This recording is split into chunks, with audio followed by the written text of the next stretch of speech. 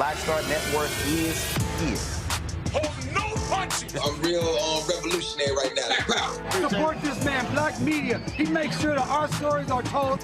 Thank you for being the voice of Black America, Roland. Stay black. I love y'all. All momentum we have now, we have to keep this going. The video looks phenomenal. See, this difference between Black Star Network and Black-owned media and something like CNN. You can't be Black-owned media and be scared. It's time to be smart. Bring your eyeballs home. You dig?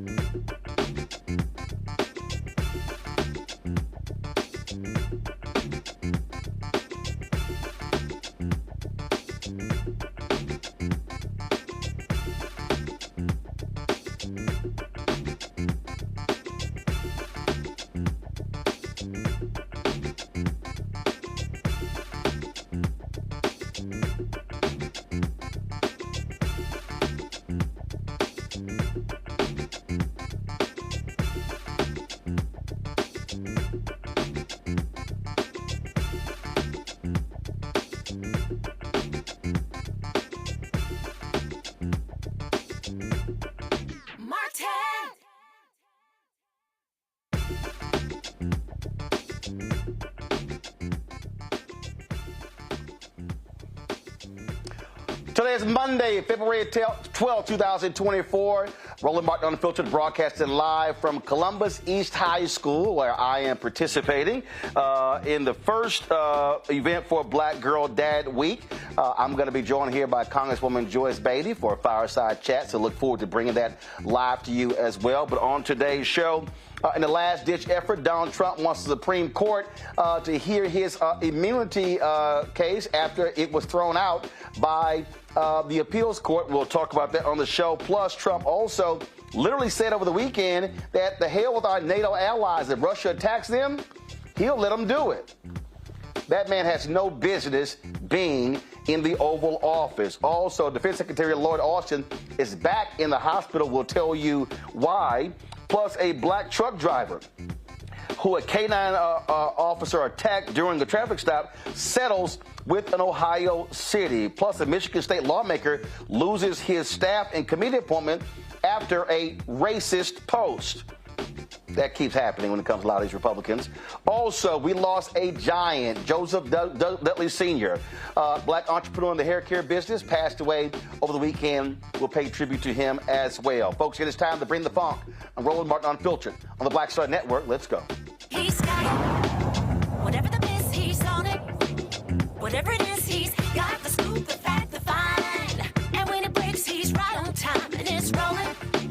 Best believe he's knowing. Putting it down from sports to news to politics. With entertainment just for kicks, he's rolling. It's on go, roll, roll, y'all. It's Roland Martin, yeah. Rolling with Roland now. He's funk, he's fresh, he's real, the best, you know he's Roland Martin now.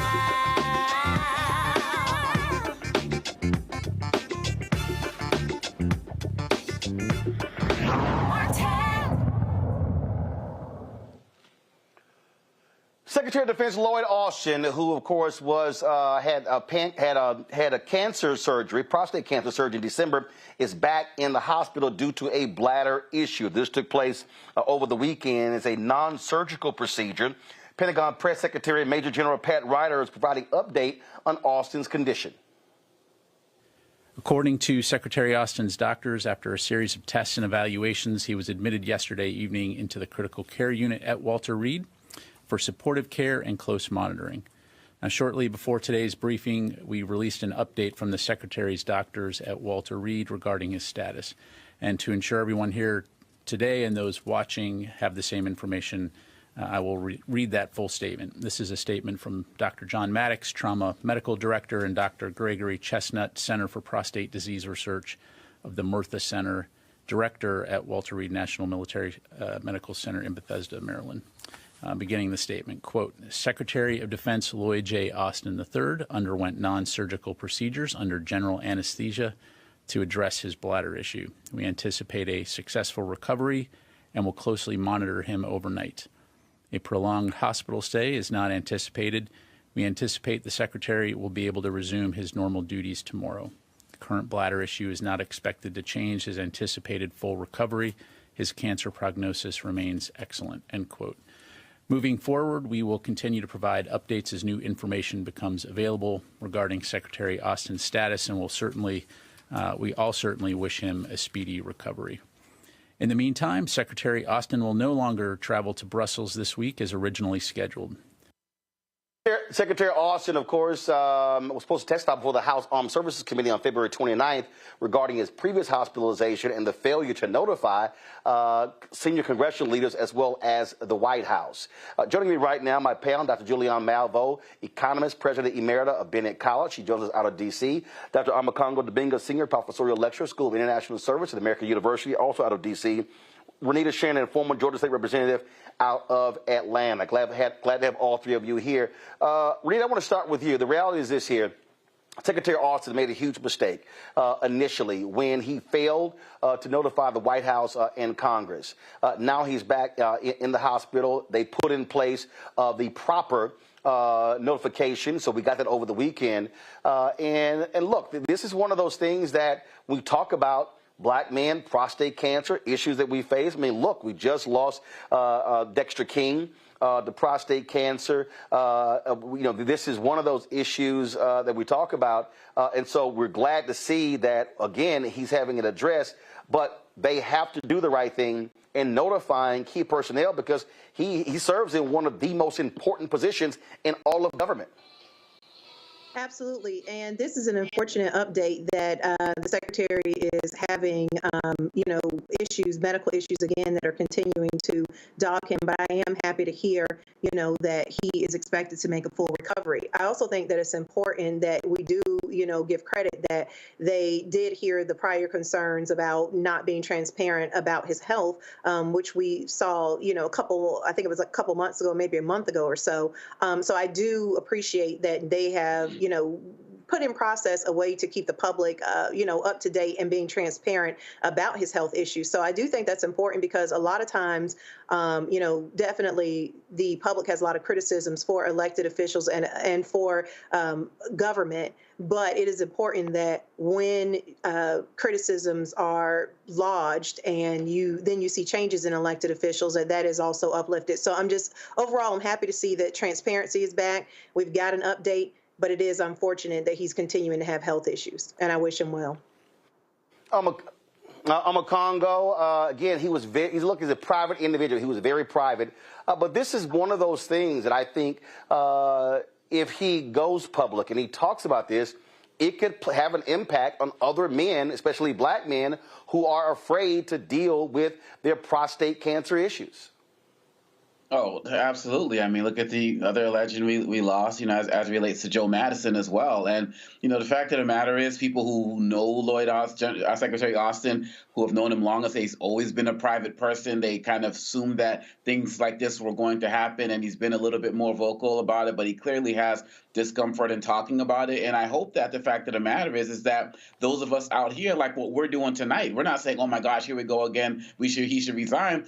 We're using this as a wake-up call for our community. And so given that he is most likely not going to get out and speak up as much on this as we like, we have the ability to amplify his voice and his situation. Because like you said, with Dexter King, and so many others, this is something that we're getting real-time reminders of how serious and deadly this is. And so I hope that we continue to use our platforms to amplify this and speak about the whole totality of this, because other people are saying, oh my gosh, he should resign right now. And given what's happening with the House and Senate right now, they're not even going to confirm someone else. So it's just going to throw more aspects of the government in limbo if he was to do something like that. And I think he's mindful of it. And President Biden is also mindful of it as well. But going off of Vanita's point, the fact of the matter is the most important thing is his health. And we have to use this to make sure that we're amplifying this as another reason, another cautionary tale for us to get out there and get the testing that we need to be able to take care of ourselves and do early prevention.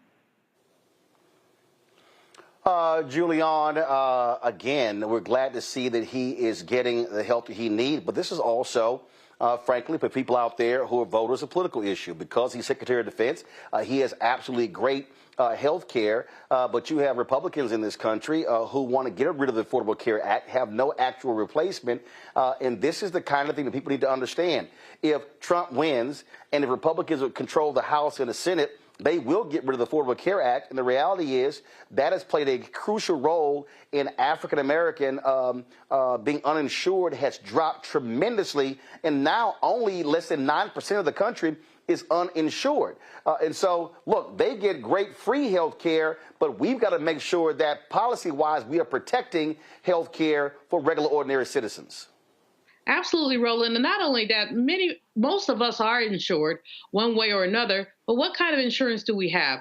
I interviewed a woman this morning who leads an organization called RIP Medical Debt. They're buying up people's medical debt because nearly 50% of all Americans have some medical debt. I just had a fall recently, and so I had to get an MRI, make sure I wasn't crazy. They did not confirm that, but I'm okay, which is a blessing. But my copay for the MRI was $700. It's 10% of the cost. Obviously, I had it, thank you, Lord, but everybody doesn't. And the guy said to me, well, you don't have to have an MRI. Okay, I fell, I split my lip, hit myself upside the head. Yes, I needed an MRI. And lots of people, what this woman was saying to me today is that a lot of people have to make that decision. If they're confronted with a decision, you have to pay the copay. They might say, okay, never mind. And that's how we end up with people dying before they should die because they have conditions that they basically could not afford to deal with. So we need better health care, not worse.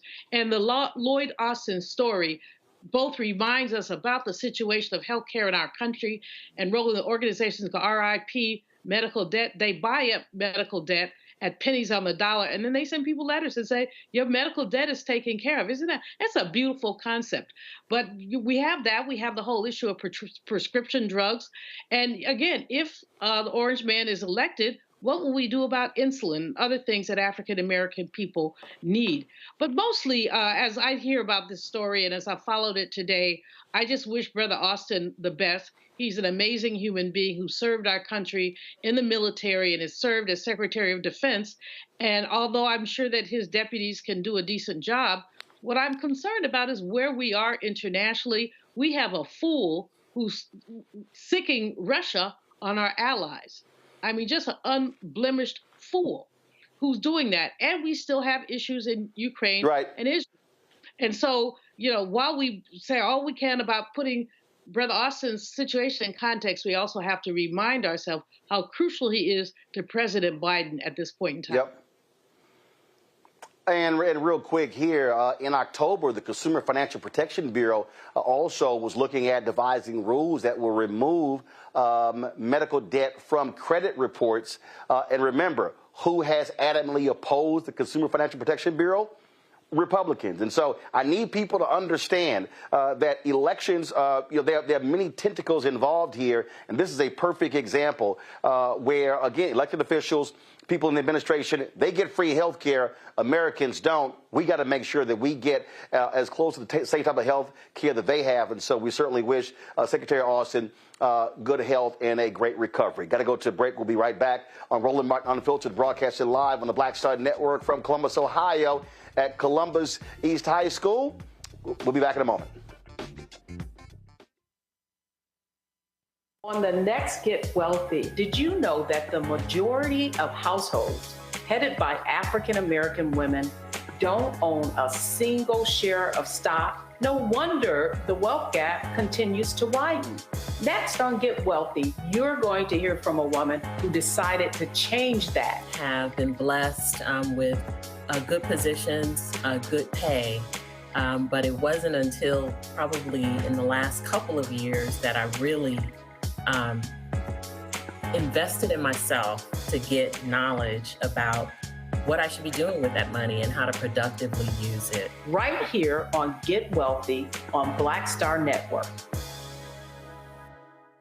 For the last 15 or maybe 16 years, 18 years, I'll say, since when I moved to LA, I hadn't had a break. I hadn't had a vacation, probably a week vacation here or there. Right. This year, after I got finished doing Queen Sugar and we wrapped it out, because I knew I had 2 TV shows coming on at the same time, I said, I'm going to take a little break. So I've been on break for the first time, and I can afford it now. Praise God. You know what I'm saying? Right. So I can afford it. I'm like, I can sit back and ain't got nothing to worry about, man. But this was the first time in almost in 2 decades that I've actually had time to sit back and smell the roses.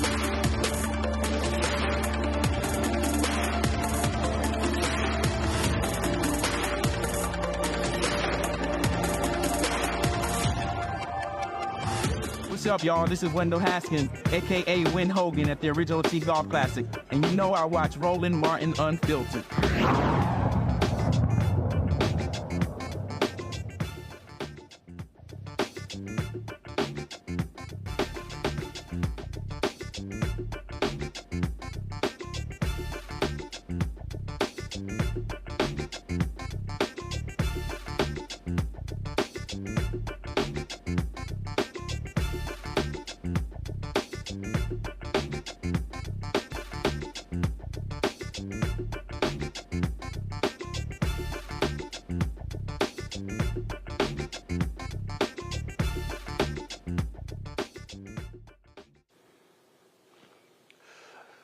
All right, folks, Donald Trump wants the Supreme Court to intervene in the case where he is not getting immunity. Of course, the appeals court ruled on that, so he wants the Supreme Court to rule. Many legal experts expect them not to do so, affirming that 3-0 decision that he does not have immunity now that he is a regular citizen. Now, over the weekend, all these media people were talking about the special counsel's report where he questioned the mental acuity of President Joe Biden, yet they completely ignored the crazy, outlandish, nonsensical, rabid, nutcase stuff that Donald Trump was saying in his rallies. In fact, this is what he said over the weekend with regards to the United States defending its allies in NATO if they were attacked by Russia.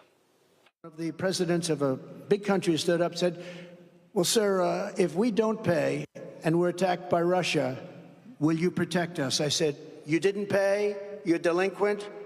He said, yes, let's say that happened. No, I would not protect you. In fact, I would encourage them to do whatever the hell they want. You got to pay. So, Omokongo, here you have an individual who wants to go back to the Oval Office who is literally saying, hey, it's no problem for Russia to attack our allies. NATO is one of the most successful alliances we have. We literally have signed agreements by being a member of NATO that if our allies are attacked, we are to defend them. Where are all these so-called pro-military Republicans who touted Reagan and you know, going after Gorbachev, tear this wall down? It's amazing how Republicans have completely sold out to Putin and Russia.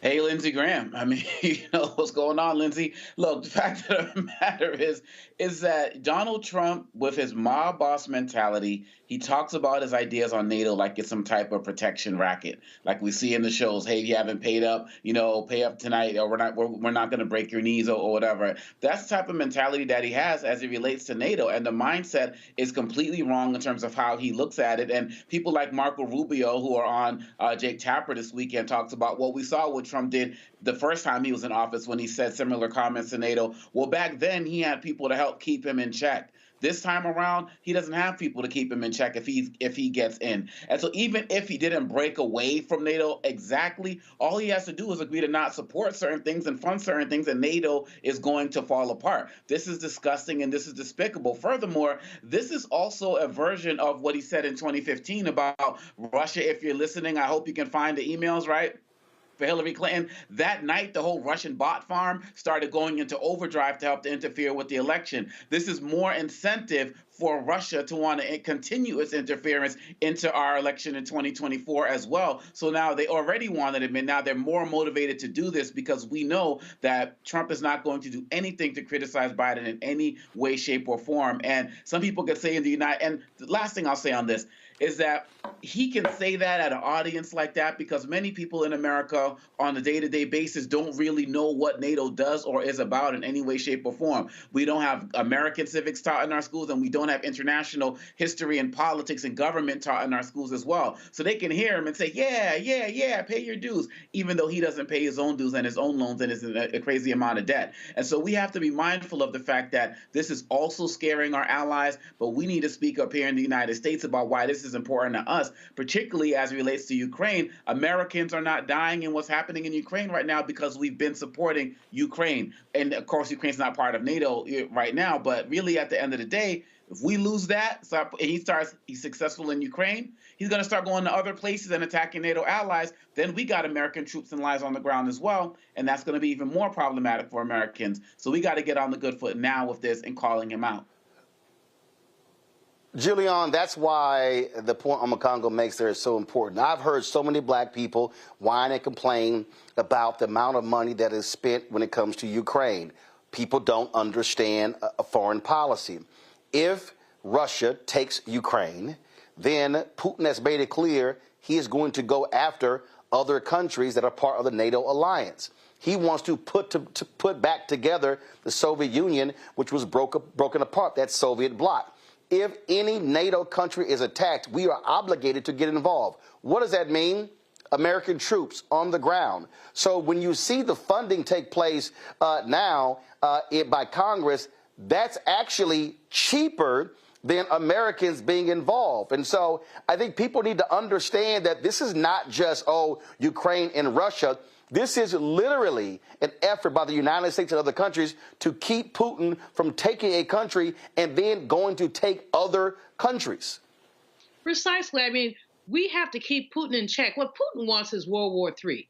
And you've seen all the things he's doing to basically push conflict, any kind of conflict. And he said things, and the problem is not just Putin. Putin's going to be Putin, but Trump and Putin have been in bed with each other, not literally, just figuratively, for a long time.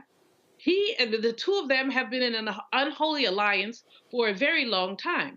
And I don't know what Trump's end game is. I think we can all agree that his sanity quotient is very low. He has an antipathy for the United States because he doesn't get his way. He has an antipathy for our military. The comments that he made this weekend about Nikki Haley's husband, men serving in the military, were reprehensible, but he makes reprehensible mistakes all the time, but not mistakes. They're not mistakes for him, but he does this all the time. But back to Ukraine. Let's talk about what staying out of Ukraine would cost. In the short run, we'll save a little money. In the short run, that is probably 2 quarters, because if we don't help Ukraine, Putin takes Ukraine. Then we have a ground war where American troops will be going over there. What do we know about these troops? A disproportionate number of them are African American men and women. We know that they will be going over there. We know that there will be losses. When you have a ground war, you lose people. You know that, again, we already are losing people to the wars on the streets here at home. We'll be losing people abroad. And a disproportionate amount of that, although Black women do serve in the military and serve disproportionately to white women, but we'll lose a lot more Black men. So what Black folks need to understand is just because it's not in your face doesn't mean it's not happening. Unfortunately, as Omekongo has said, and he's absolutely right, when we don't teach civics, we don't understand foreign policy. But foreign policy suggests that the United States has been a world leader. Our role certainly is waning, but it's not gone. And we have to be the ones, we're the only ones in the world who can hold the line on Putin. So this nonsense that the Orange Man is spouting about if you don't pay your NATO dues, Russia can do whatever they want with you. I mean, that's beyond reprehensible. It's disgusting. And it's inviting war. But what we know about that is these countries have been our allies: France, Germany, Spain. And we can go down the list. The 4 countries in the former Soviet Union who have now joined NATO. Turkey, who's always on some kind of economic, backslide. All of these countries, some of them can't afford to pay their NATO dues. Others could do better and should be pressured to do so. But to say you don't pay your dues, you don't get anything, I hate to borrow Omekongo's analogy, but I can't think of a better one. It's like the mafia saying, don't pay up, we'll break your legs. But we do know that certain people, the Orange Man, perhaps, never mind, I'm not going to go there. What I'm going to say is American citizens must be responsible. If we choose to not have the leadership role, understand what the consequences are. Rita? Well, I would say do not underestimate what Trump is doing here in his election speech. A lot of you have said things like people who think this way don't understand foreign policy, and that's not what's really going on. He's playing to the new sentiment, which is bipartisan, I would add, a growing sentiment of people feeling like that they don't want the United States to be the policeman of the world and that we should mind our business more and have foreign involvement a little less. And so this is really tricky what he's doing because he's playing on that sentiment. But what people really need to pay attention to what he's saying is he's playing off that sentiment, but he's also really far to basically outright just support Russia. And so with this being a Black news show, what Black folks need to key in on is that Russia has absolutely nothing good for us. So the United States, through a Trump candidacy and Trump presidency becoming closer with the likes of Vladimir Putin, has nothing good in store for us because we know that Vladimir Putin is absolutely great with white nationalist views. We know that the disdain that Putin has had for Black folks and that a lot of his policy reflects that, especially with the authoritarianism that he uses to rule Russia. And so I think that this is very tricky what Trump is doing because politically he is taking advantage of a growing sentiment, and Democrats have got to have a very specific and tactical way to parse out what he is really saying versus feelings that they may have around foreign policy at this time. All right, folks, hold tight 1 second. When we come back to Columbus East High School, I'll be chatting with the congresswoman from this district, Congresswoman Joyce Beatty. She'll join us right here on Roland Martin Unfiltered on the Black Star Network. Don't forget to support us in what we do, folks. If 20,000 of our fans, our goal is to get them to contribute on average $50 a year. That's $4.19 a month. That's 13 cents a day. That raises about $1 million. I told y'all we're fighting a good fight with these ad agencies, trying to get them to spend more than 0.5 to 1% with black-owned media. Some $340 billion is spent every year on advertising, and literally black-owned media is getting no more than 1%. And so we are doing all that we can to change that. So your support is critical for us to do what we do. So please do so by sending your check and money orders. All the old school folks, P.O. Box 57196, Washington, D.C., 20037-0196. Cash App, $RM Unfiltered. PayPal's R Martin Unfiltered. Venmo's RM Unfiltered. Zelle, Roland at RolandSMartin.com. Roland at RolandMartinUnfiltered.com. Also, be sure to get a copy of my book, White Fear, How the Browning of America is Making White Folks Lose Their Minds. Available at bookstores nationwide. Get the audio version, which I read on Audible. Also, download the Black Star Network app, Apple phone, Apple TV, Android TV, Roku, Amazon Fire TV, Xbox One, Samsung Smart TV, and be sure to watch our 24-hour, 7-day-a-week Black Star Network Fast channel. We're available on 4 different platforms, Amazon News, so go to Amazon Fire, and you can check us out. You can tell Alexa, play news from the Black Star Network, and that will happen. You can also go watch us on Plex TV, Amazon Freevee, Amazon Prime Video. We'll be right back. Hatred on the streets, a horrific scene, a white nationalist rally that descended into deadly violence. White people are losing their damn minds. As an angry pro-Trump mob storms the U.S. Capitol, we've seen shooting. We're about to see the rise of what I call white minority resistance. We have seen white folks in this country who simply cannot tolerate black folks voting. I think what we're seeing is the inevitable result of violent denial. This is part of American history. Every time that people of color have made progress, whether real or symbolic, there has been what Carol Anderson at Emory University calls white rage as a backlash. This is the rise of the Proud Boys and the Boogaloo Boys. America, there's going to be more of this. Here's all the Proud Boys, guys. This country is getting increasingly racist in its behaviors and its attitudes because of the fear of white people. The fear that they're taking our jobs, they're taking our resources, they're taking our women. This is white fear.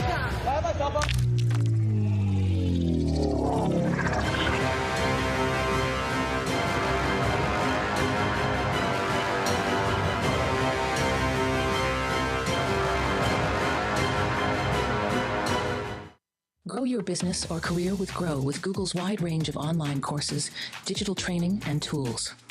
Gain in-demand job skills with flexible online training programs designed to put you on the fast track to jobs in high-growth fields.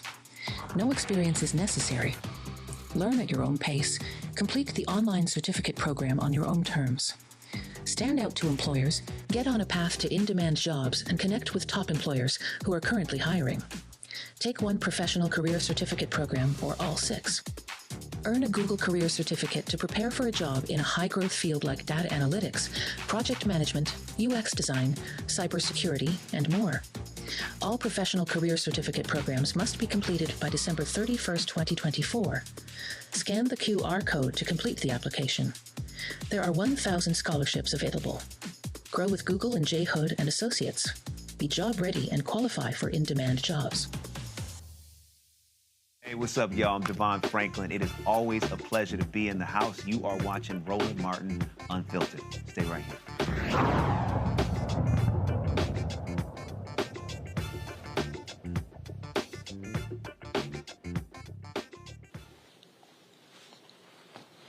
All right, folks, it is Black Girl Dad Week here in Columbus, Ohio. That's why I am here. And so in about 30 minutes, I have some comments to make. I have more than 1,000 people who are here. They've sold out the event. There's going to be a fireside chat with me and my next guest, Congresswoman Joyce Beatty.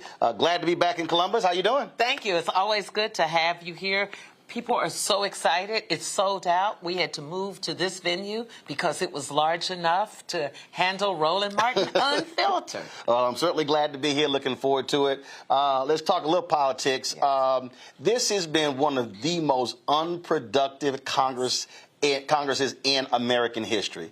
The number of bills passed is just crazy, all because Republicans have no idea what the hell they're doing. We've never in the history had what we've had this year. Think about it. It took us 4 days and 15 times just for Republicans in the majority to elect a speaker. And then they allowed one of their members to be able to have the speaker vacate the chair, and it was successful. And now former Speaker McCarthy's not there. New Speaker Johnson, no one brings bills to the floor that can't pass. And he was so embarrassed last week. He was in the chair thinking he was going to have a victory. And then he tried to run and get out of the chair so he wouldn't have to be in the chair to lose on his whole bill. It's chaotic. It's unreal. It would be funny if it weren't so serious about what we're missing out. Well, and some of the critical bills, if it wasn't for Democrats, the spending bill wouldn't have actually happened because Republicans all voted against it. And the good thing about Hakeem Jeffries, who's our leader and certainly who I am saying is going to be our next speaker, he understands democracy. He understands what is at stake. So he could say, well, we're just not going to vote on anything because they're in charge. But he meets with us and he talks about responsibility and accountability. And then he'll talk about little black children and what we're doing for diabetes, for example, and Medicare and Medicaid. So he says, we're going to do enough to make sure that we save this nation and that people can still continue to live healthier lives. You mentioned hoping he becomes the next Speaker of the House. It only happens if Democrats take control of the House. Yes. I was on Twitter when I landed today.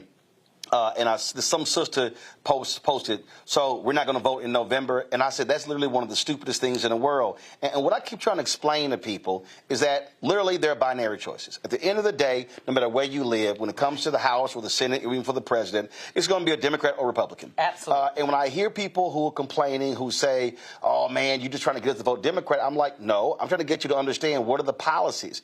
And the reality is, if Republicans keep control of the House, take control of the Senate, and Trump wins, the things that we talk about, Affordable Care Act, civil rights, voting rights, even assistance for businesses. Look, when Democrats control the House, you were over a subcommittee that specifically looked at in the financial services area, businesses, with these companies, how they were not supporting African Americans. Republicans took control; they got rid of that subcommittee. That's a perfect example. Didn't let us talk about it at all. And well, I have to say, especially to folks who look like us, people are losing their jobs because they're saying you cannot hire black people. You cannot put them in higher positions. And we didn't hire, as you know, you're black, you're on the radio, national news, but you are exceptional. It's not like we just go out there and say, okay, we want black people. We have more qualified, brilliant folks who are in these positions, and we want to keep them there. Think about health care.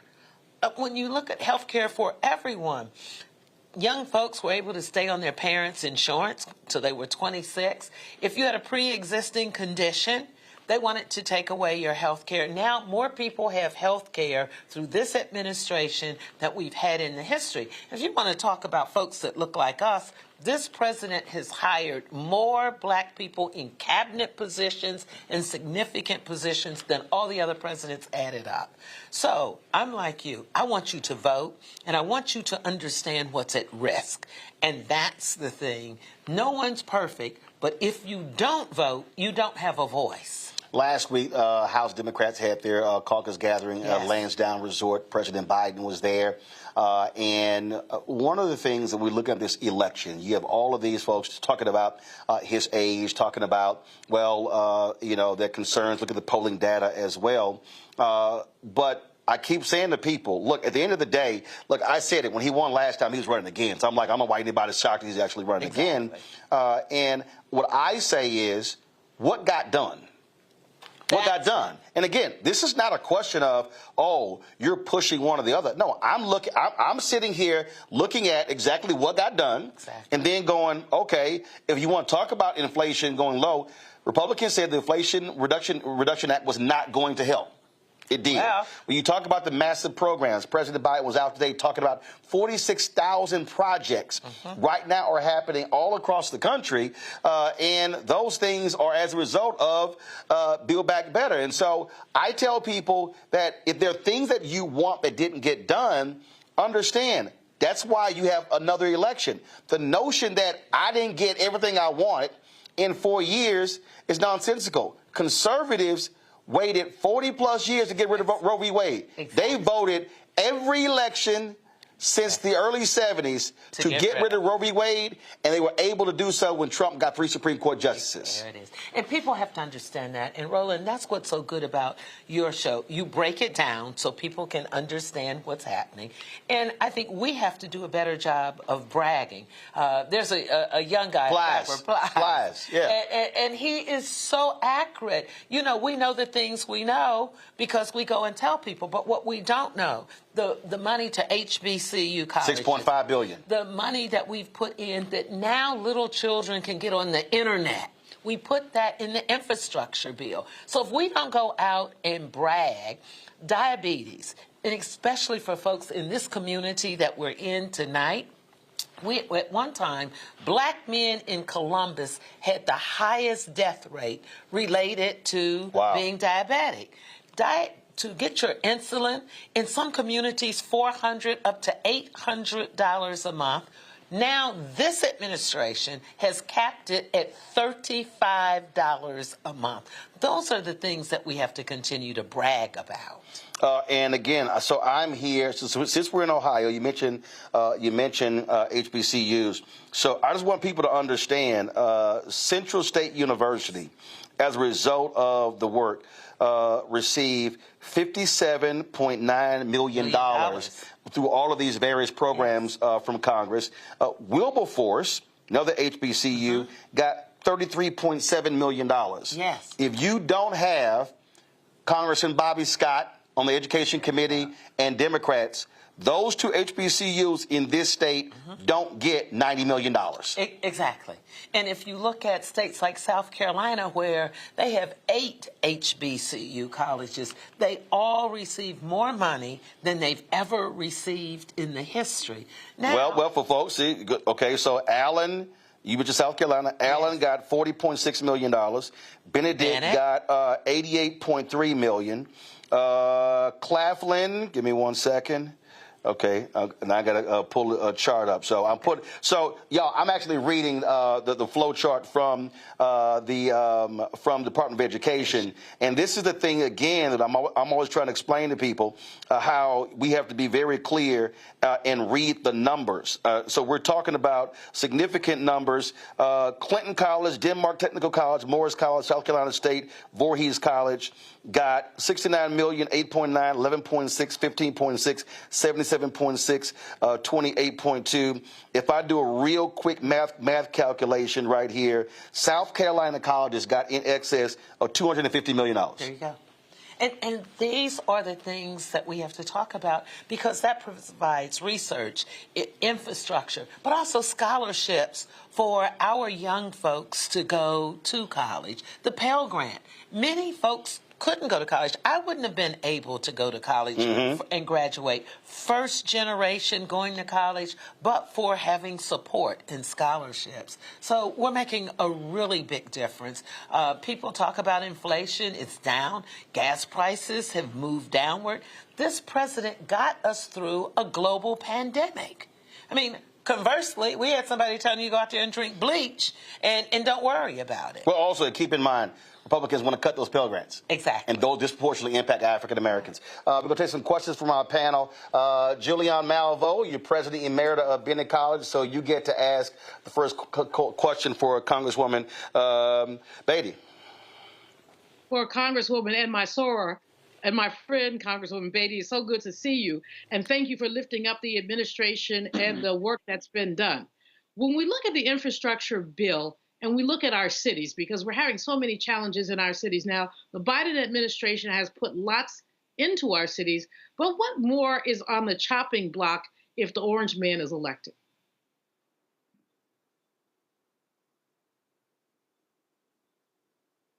And thank you for all the work that you're doing there. Everything is on the chopping block. When you think about in the last decade or so, we have never had the infrastructure bill to not be a bipartisan bill. It wasn't even an issue. We went in, it's infrastructure, it's roads and bridges, and we would vote on it.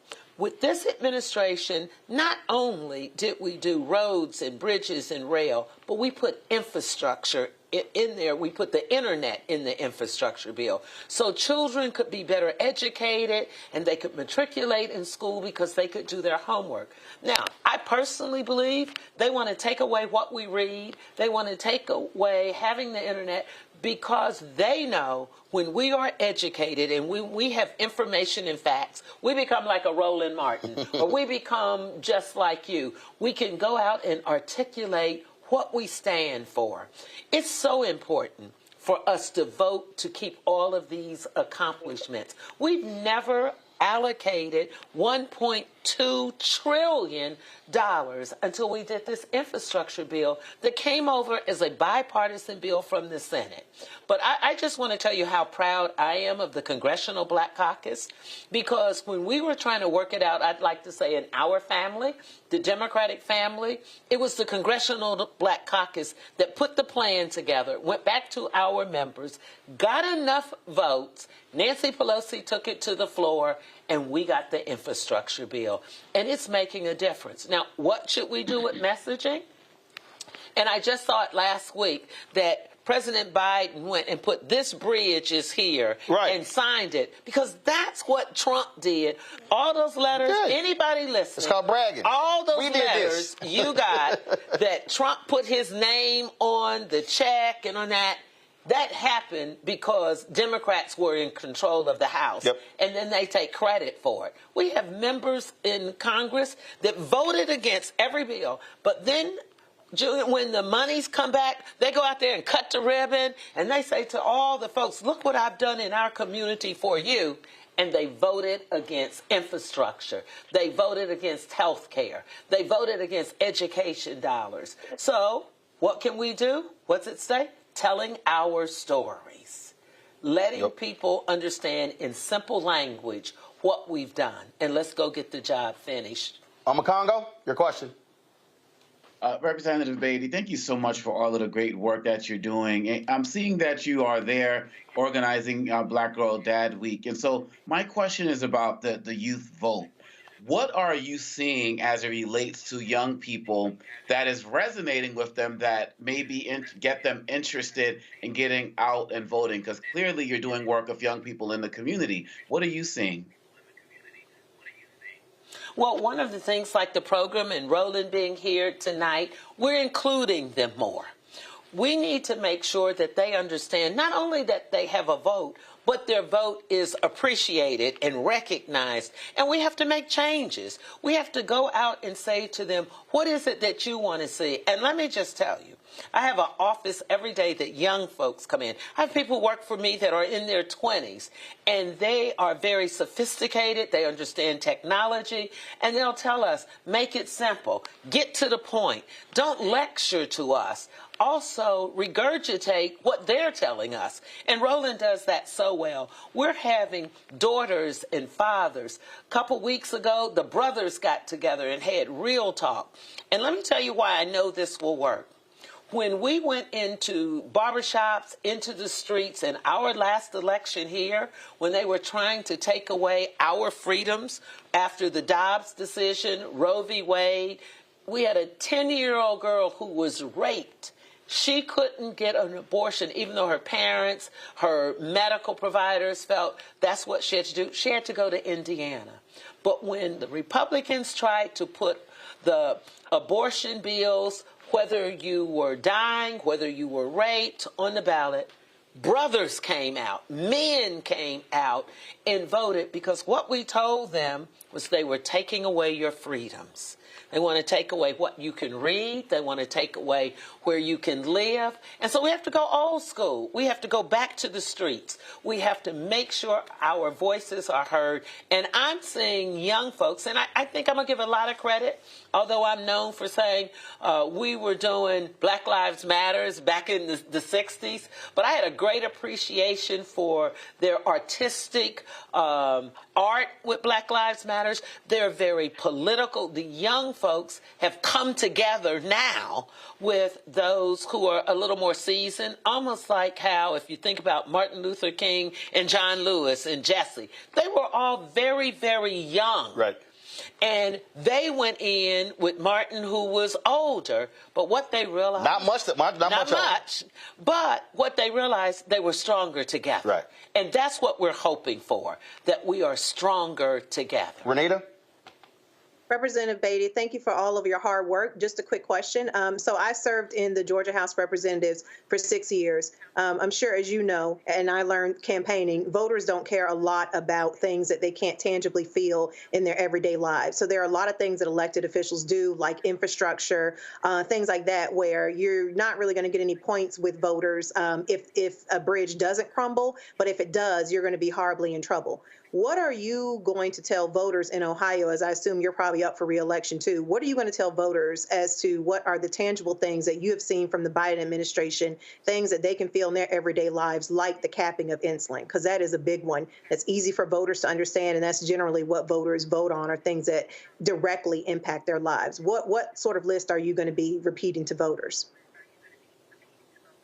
And I think you hit it. The internet goes over well when we tell them, because there are a lot of people who can't get on the internet or they don't have the equipment. So when we tell them about in rural and inner city areas. Exactly. So when we use words, we don't say broadband and all the technology. We have to say, look, you're going to now be able to get on the internet. You're now going to be able to have $35 a month for insulin. We talked about HBCUs. Whether you go to college or not, people understand Black colleges need money. And so when we say it in simple terms, food, housing, when we talk about Medicare, I say your grandmother or your mother, if they're a little older, taking away how they are taken care of if they have to go to the hospital. It's all the things we're doing, but we're learning to brag and package it a lot different. We tell them that we're putting people over politics, because you're right. Some young folks don't want to hear, oh, politics, that's just politics. It doesn't affect me.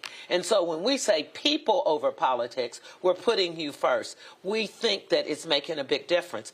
And to that point, 1,000-some people coming out tonight because young people came together and said, we want to hear your stories.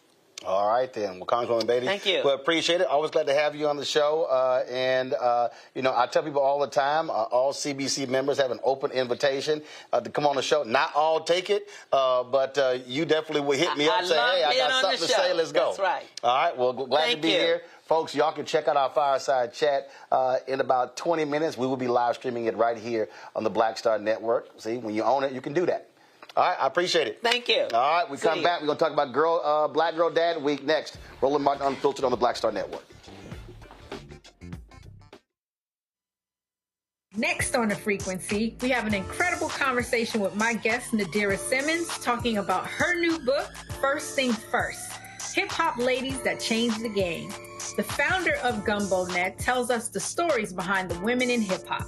Starting with the first woman that promoted the hip-hop party to Megan Thee Stallion. There's even a chapter on me. Thank you so much for including me in there. It's just so you had to be in there. That's next on The Frequency on the Black Star Network.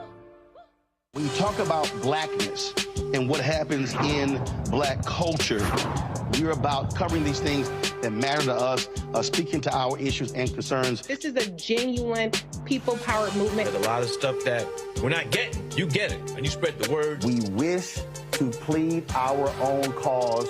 Too long have others spoken for us. We cannot tell our own story if we can't pay for it. This is about covering us. Invest in black-owned media. Your dollars matter. We don't have to keep asking them to cover our stuff. So please support us in what we do, folks. We want to hit 2,000 people, $50 this month, raise $100,000. We're behind 100,000, so we want to hit that. Y'all money makes this possible. Checks and money orders go to P.O. Box 57196, Washington, D.C. 20037-0196. The Cash App is $RM Unfiltered. PayPal is R Martin Unfiltered. Venmo is RM Unfiltered. Zelle is roland@rolandsmartin.com. On the next A Balanced Life with me, Dr. Jackie, we're talking about leveling up, or to put it another way, living your very best life. How to take a bold step forward that'll rock your world. Leveling up is different for everybody. You know, I think we fall into this trap, which often gets us stuck because we're looking at someone else's level up journey, what leveling up means to them. For some, it might be a business venture. For some, it might be a relationship situation, but it's different for everybody. It's all a part of A Balanced Life. That's next on Black Star Network. Bruce Smith, creator and executive producer of The Proud Family, Louder and Prouder, and you're watching Roland Martin Unfiltered.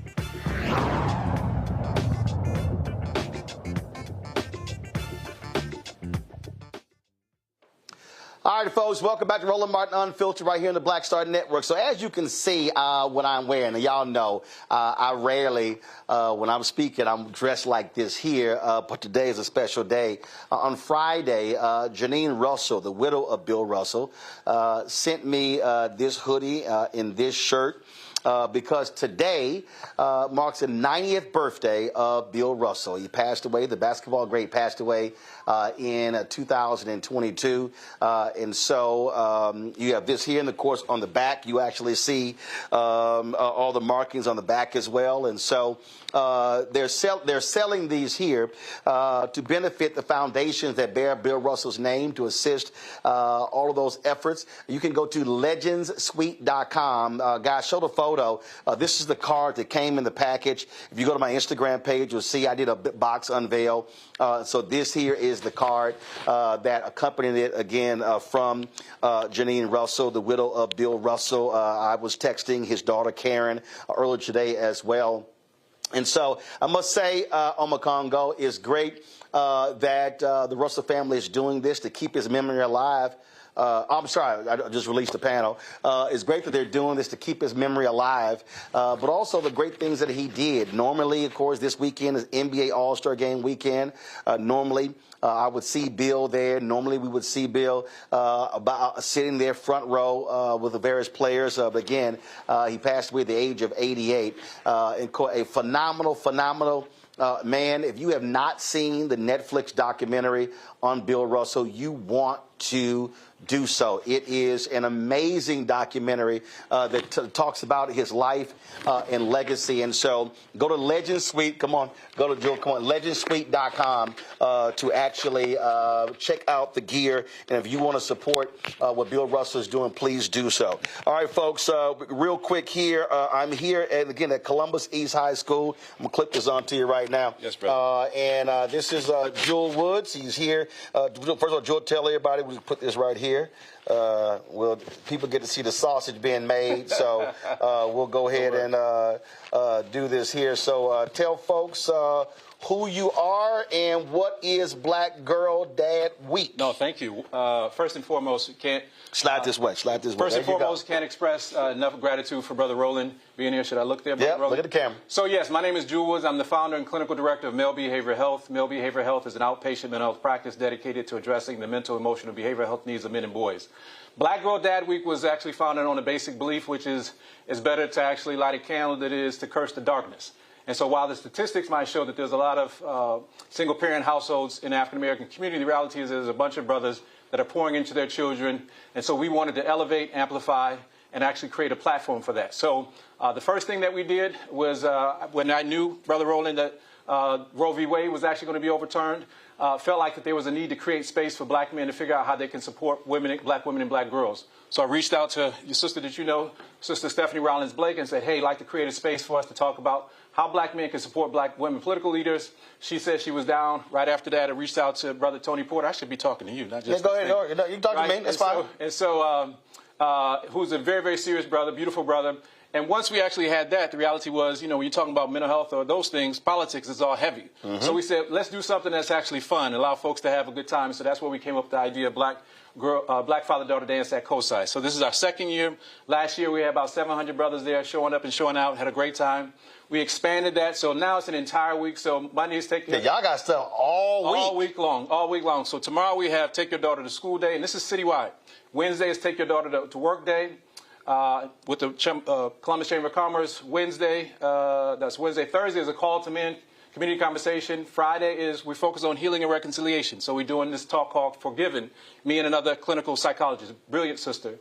Saturday is the Big Father-Daughter Dance, sold out twice already. Unfortunately, got like several hundred on the wait list. And that's a good thing. It's a good thing, but it breaks my heart to be telling folks who can't do that. Right. And Sunday, we top it all off with Black Love and Black Relationship. We're going to have Sister Terry McMillan here to kind of anchor that conversation. So I don't want to speed past Saturday because, again, you said, so how many folks are signed up for Saturday?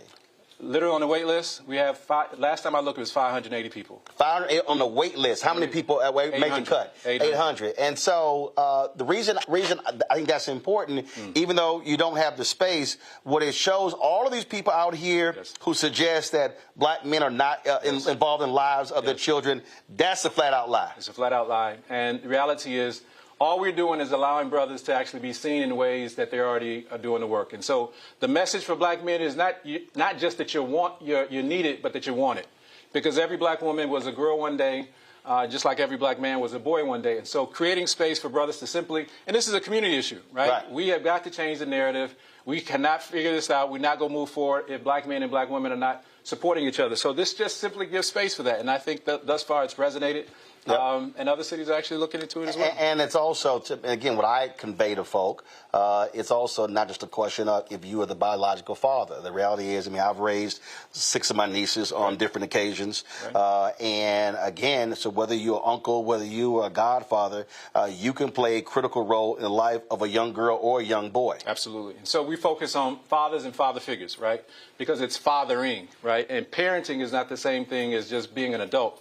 And so the real question becomes, how can we actually help to allow these brothers, and I can just say it, I see it in clinical practice all the time. So brothers say, how do I be a good father? Right? Sometimes you have to break that down. How much time are you spending? You talk about the importance of reading, right? Are you spending time reading? Just those qualitative moments. And them seeing you read. Yes, and those qualitative moments. And the reason why I say that this has been, I think, impactful is, truth be told, is that there's never really been an opportunity for men, particularly black men, to figure out where they can support their daughters. So, for example, last year, Brother Roland, we had our Take Your Daughter to School event at Columbus City School for Girls. Incredible leadership.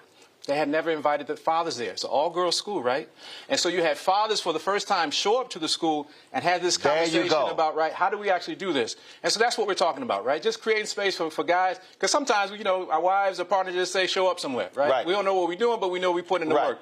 But having an opportunity to really clarify. And also confirm, saying your voice matters. Oh, my gosh. Your perspective matters. Absolutely. And actually, if you're talking about being in school, and be real, right? My daughter is in the 8th grade, so sometimes it's just important to show up so that little brothers know that, there's a brother there that actually has his daughter's best interest in mind. So all of that is the reason why we do Black Girl Dad Week. So thankful that you are here, right? The voice of Black America. And it means the world to us. So we are super excited. We plan to get bigger and better. And it's about community impact. And I'll say this last thing. So we've moved past the point right now where it was last year was about proof of concept. This year it's about community impact. Like how many black males can we get involved in PTOs and PTAs? There we go. How many black males can we get to register for some of these political organizing groups? For the companies, how many companies are going to go on record and say we are actually going to sponsor the careers of black women, black girls? So this year is about impact, and so I'm excited how we move forward. That is awesome. Glad to hear it. Now, for the people out there, so you said people are interested in this here. How can they get in contact with you? It might be somebody in another city who says, man, I would love to do that here. Yes. BlackGirlDadWeek.com. Please go to BlackGirlDadWeek.com. You can also look at BlackFatherDaughterDance.com. Those are just 2 little websites that will direct you to us. and we love to have that conversation. Right? Cool. Absolutely. All right, folks, we got to go, so we're done with the show. So we're about to move from here. We're going to go sit up in the auditorium. We're going to live stream my comments and also the fireside chat with Congresswoman Joyce Beatty. I told y'all this is why black ownership matters.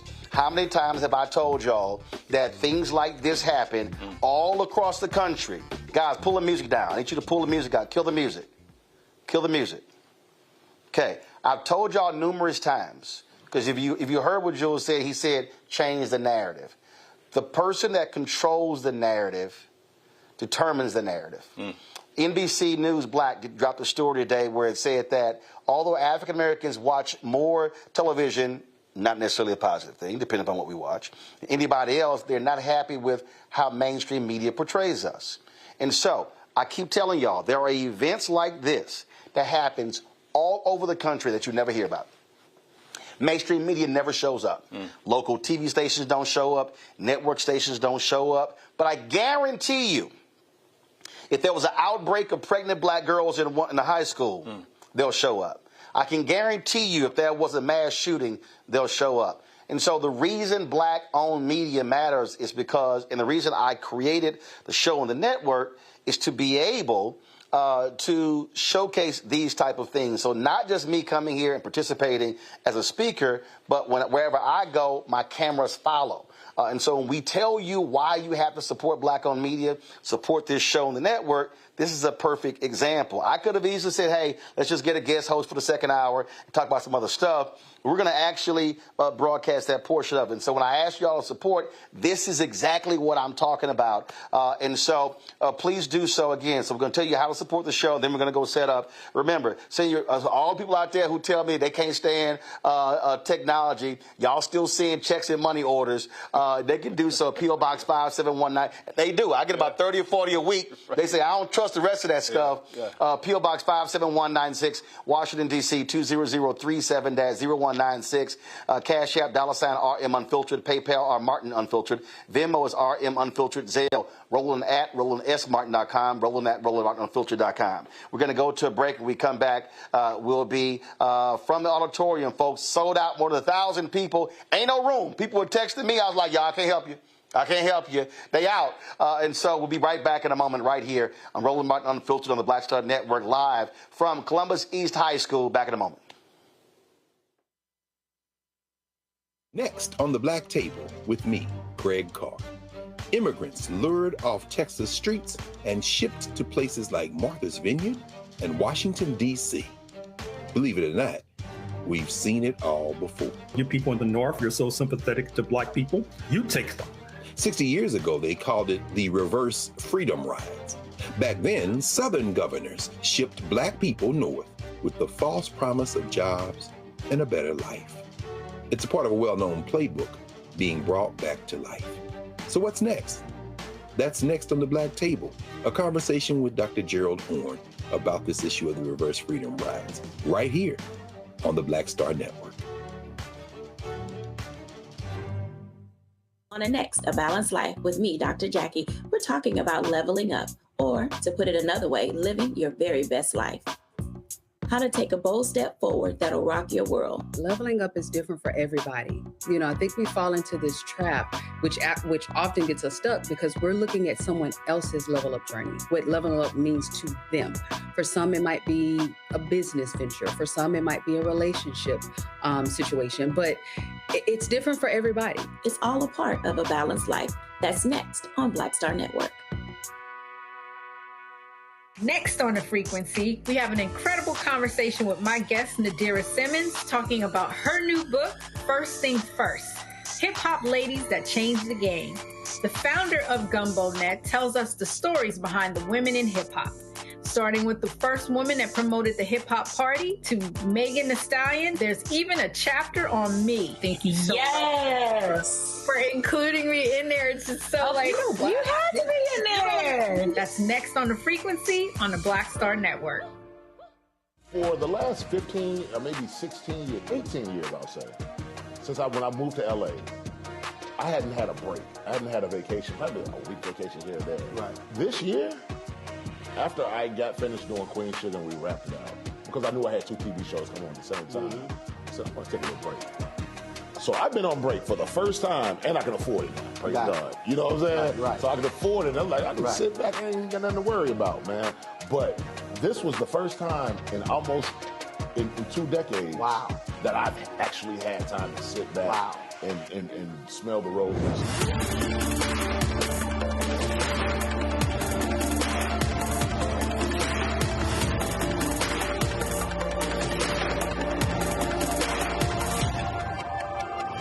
On the next Get Wealthy, did you know that the majority of households headed by African American women don't own a single share of stock? No wonder the wealth gap continues to widen. Next on Get Wealthy, you're going to hear from a woman who decided to change that. Have been blessed with good positions, good pay. But it wasn't until probably in the last couple of years that I really invested in myself to get knowledge about what I should be doing with that money and how to productively use it. Right here on Get Wealthy on Black Star Network. I'm Faraji Muhammad, live from LA.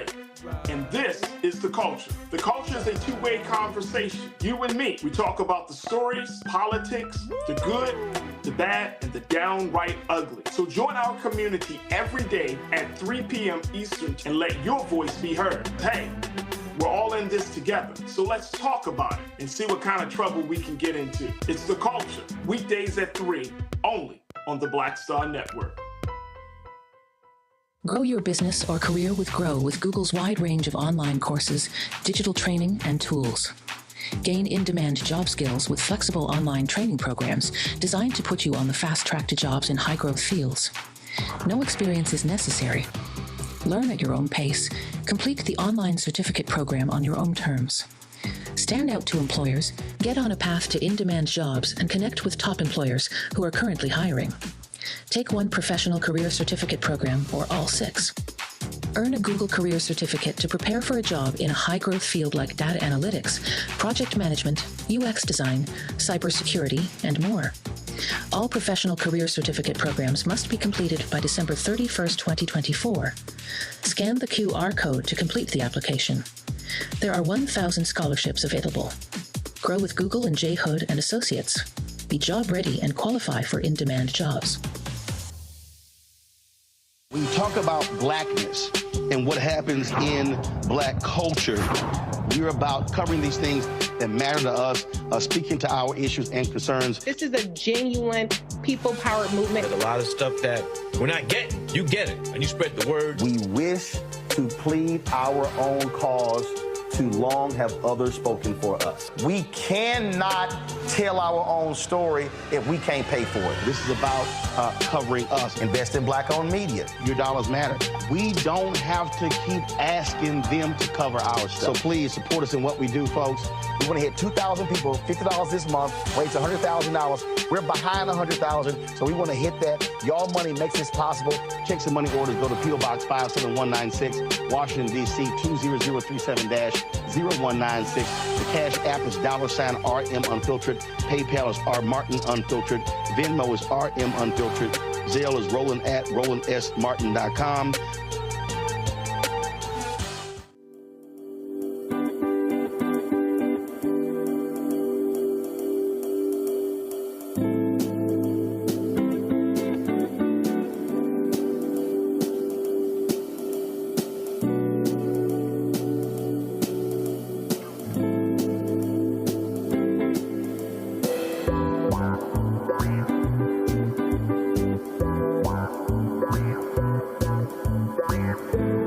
Hatred on the streets, a horrific scene, a white nationalist rally that descended into deadly violence. White people are losing their damn minds. As an angry pro-Trump mob storms the U.S. Capitol, we're about to see the rise of what I call white minority resistance. We have seen white folks in this country who simply cannot tolerate black folks voting. I think what we're seeing is the inevitable result of violent denial. This is part of American history. Every time that people of color have made progress, whether real or symbolic, there has been what Carol Anderson at Emory University calls white rage as a backlash. This is the rise of the Proud Boys and the Boogaloo Boys. America, there's going to be more of this. Here's all the Proud Boys, guys. This country is getting increasingly racist in its behaviors and its attitudes because of the fear of white people. The fear that they're taking our jobs, they're taking our resources, they're taking our women. This is white fear.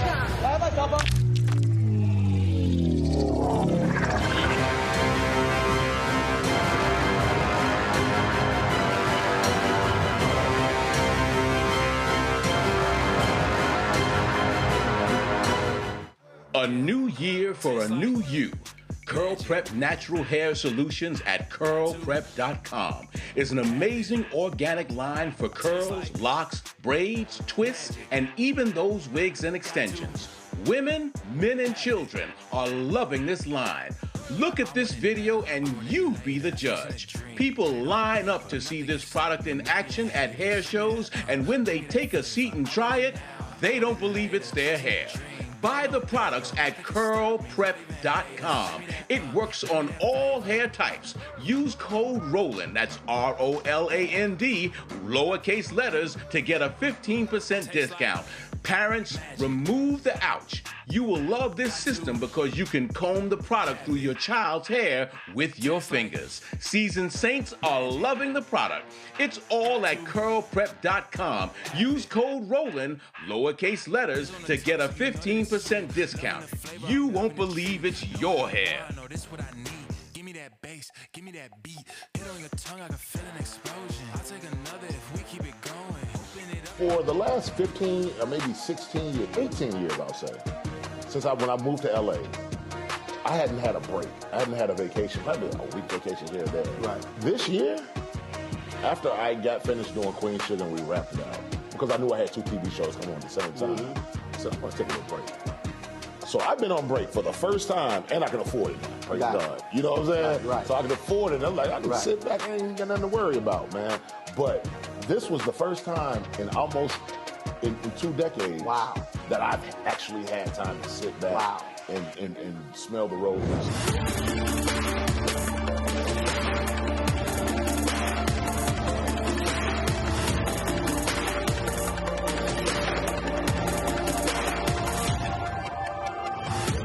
On the next A Balanced Life with me, Dr. Jackie, we're talking about leveling up, or to put it another way, living your very best life. How to take a bold step forward that'll rock your world. Leveling up is different for everybody. You know, I think we fall into this trap, which often gets us stuck because we're looking at someone else's level up journey, what leveling up means to them. For some, it might be a business venture. For some, it might be a relationship situation, but it's different for everybody. It's all a part of A Balanced Life. That's next on Black Star Network.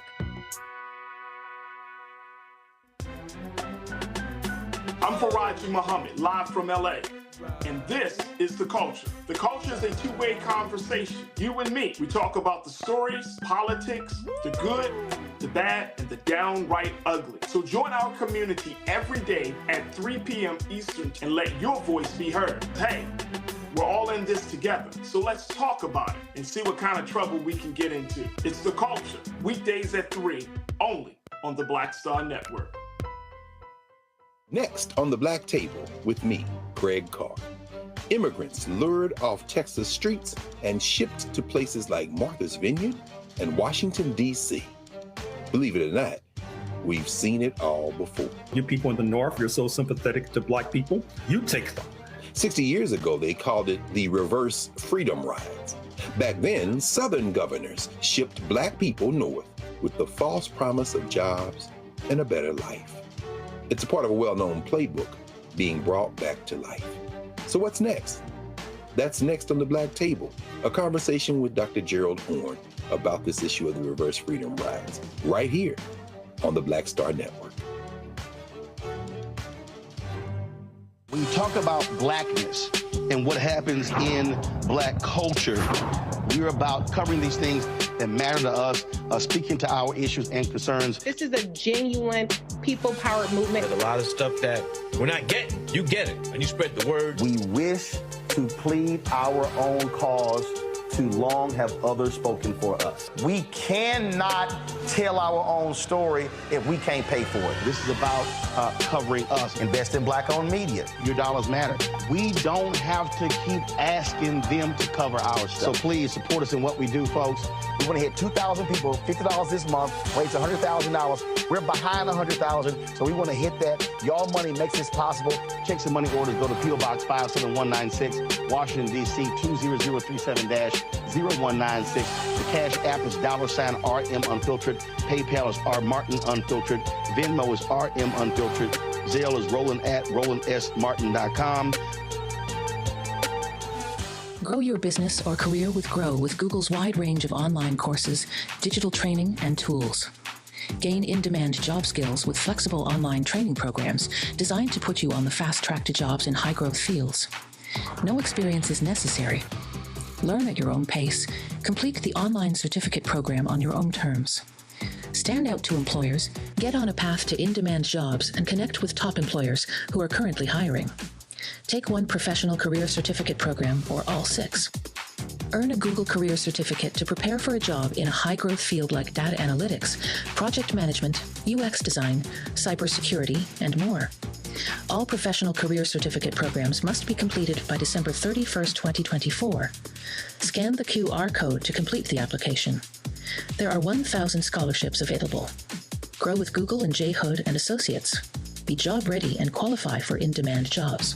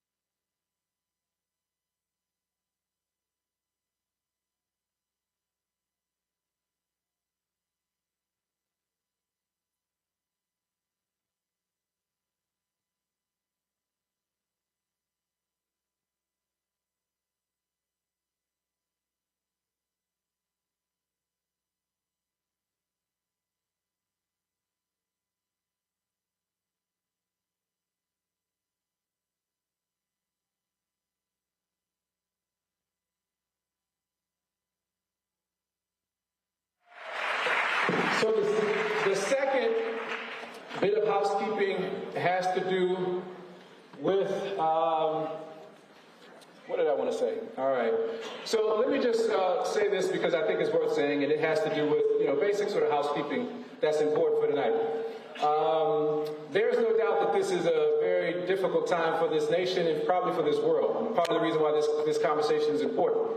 And there's no doubt, for example, that there's some strong feelings, particularly about things that are happening around the world, and I'd say even more particularly these days in the Middle East. I'm mentioning that now because it's been brought to my attention that for whatever reason, there's some people who follow around our dear sister and make it their business to actually protest.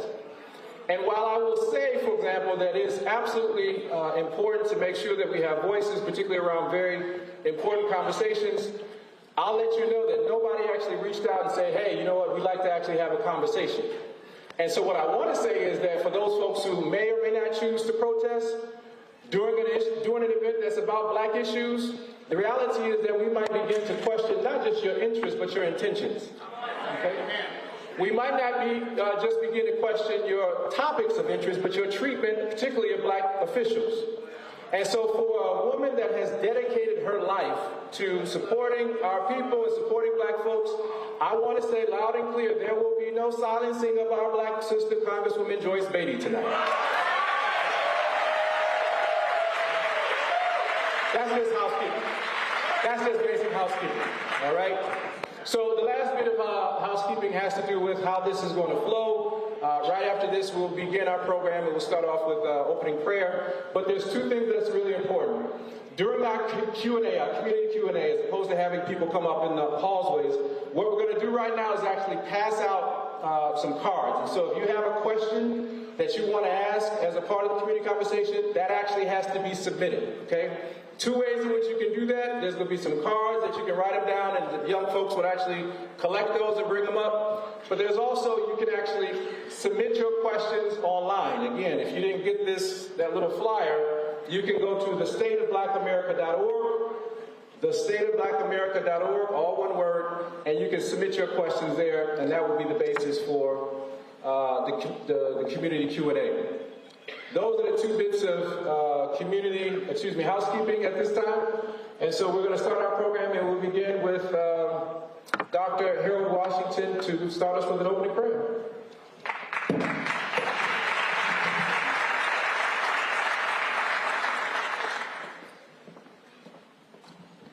Shall we pray?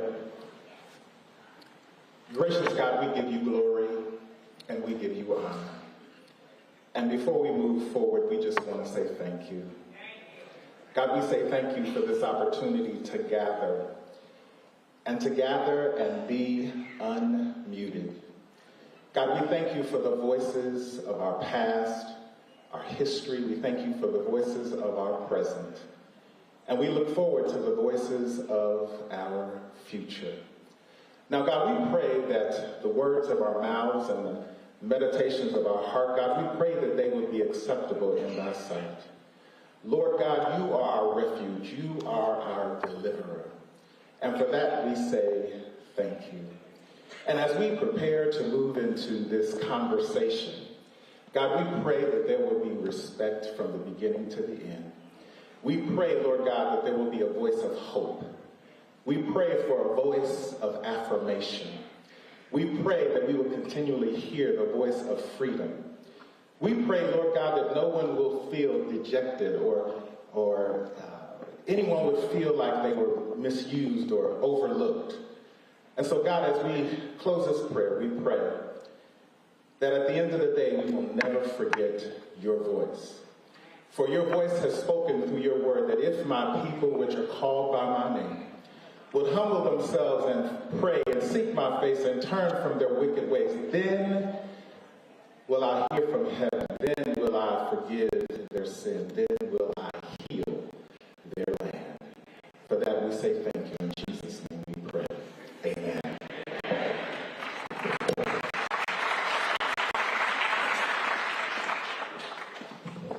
At this time, we're going to bring up East High School to do the official welcome. And of course, we would be remiss if we did not acknowledge Superintendent of Columbus City Schools, Dr. Angela Chapman. Thank you so much for joining us.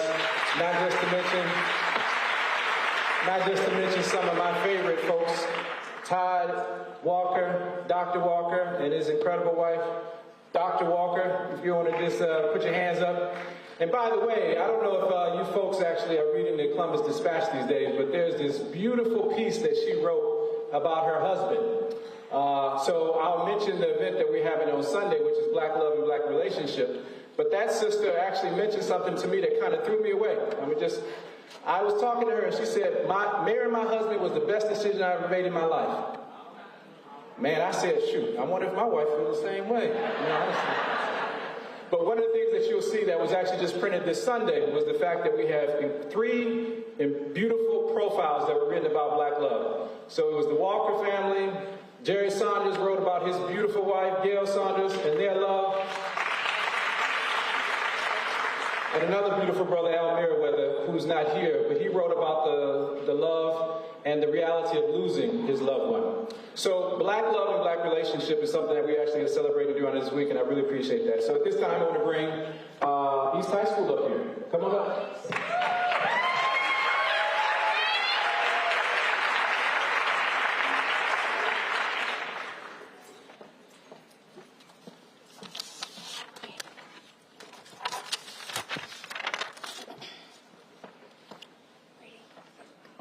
Good evening to all of our dignitaries, community leaders, families, and friends. My name is Sean Williams. I'm a proud junior at East High School and a member of its very own Mighty Marching Tiger Band. I plan on majoring in education at Central State University upon graduation.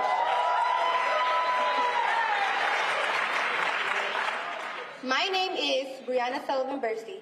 I am a proud graduating senior at East High School and prospective freshman at the Jackson State University, where I hope to become a future JSEG majoring in criminal justice.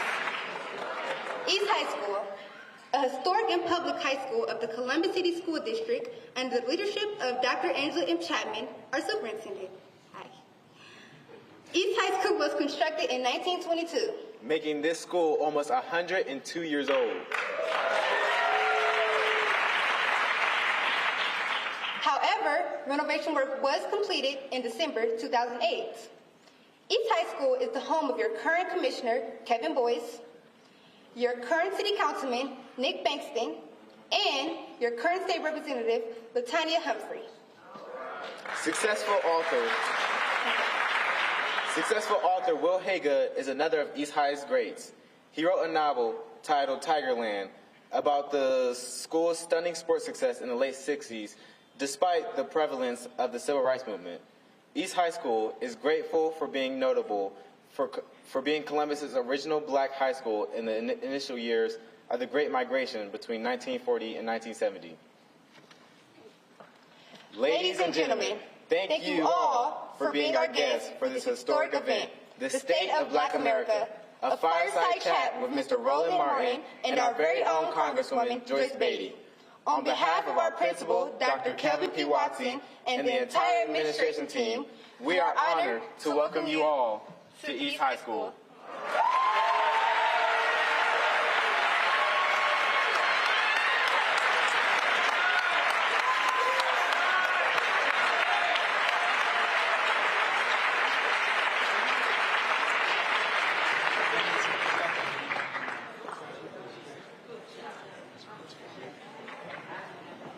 Look at those young folks. Give another round of applause. All right. While we're on East High School, this could not have happened without the leadership of Assistant Principal Karen Carey and the Principal, Dr. Kelvin Watson. So please give those senior leadership a resounding round of applause. Thank you so much, Columbus City Schools. So you'll see actually some of these beautiful students actually helping with some of this manual labor. So give these brothers, a round of applause, too. Appreciate you. Okay, so we are in our second year of Black Gold Dad Week.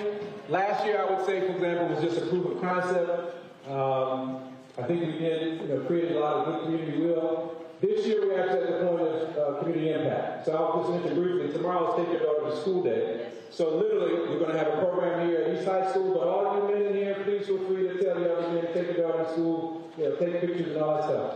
We're really interested in the idea of impact. But I want to say that we're in our second year. We really could not have actually started Black Gold Dad Week without the support of the person that I'm going to bring up right now.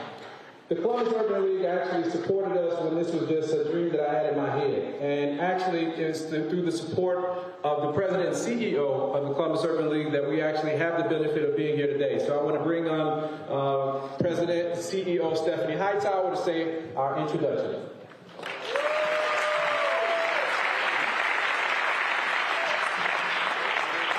Good evening, Black people.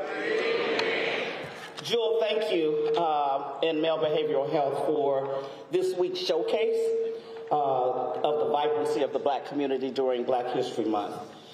I want to say thank you to Congresswoman Beatty today for hosting the Health and Human Services Secretary, Sarah, at the Columbus Urban League, where a roundtable forum was held with a small group of community leaders to discuss historic health care provisions of the Inflation Reductions Act and the protection of reproductive rights.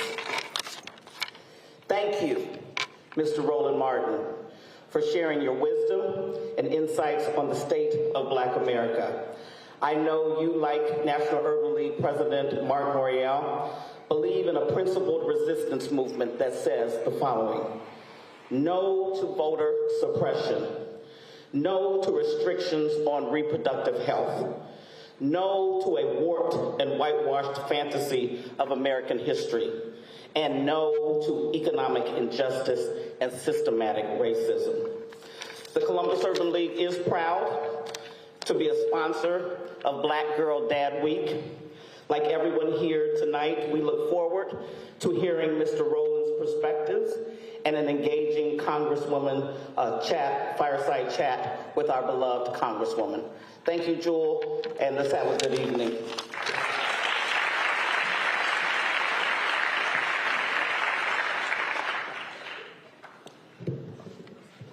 Thank you, President.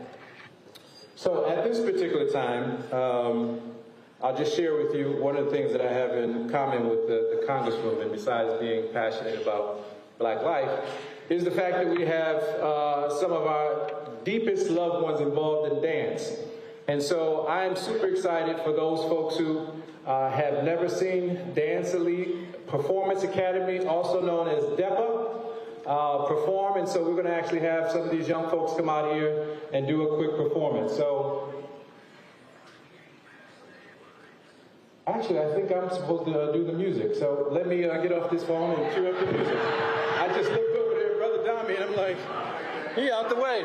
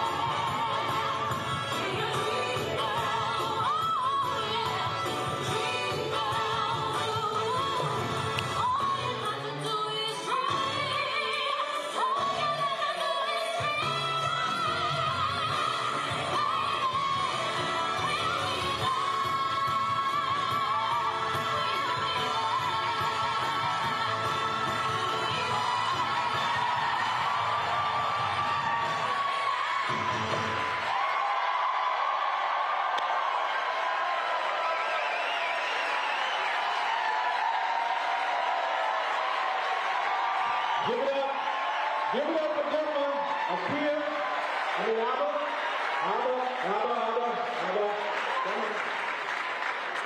Give it up for those young folks, right? Beautiful, amazing. Where's Samara Tillman at?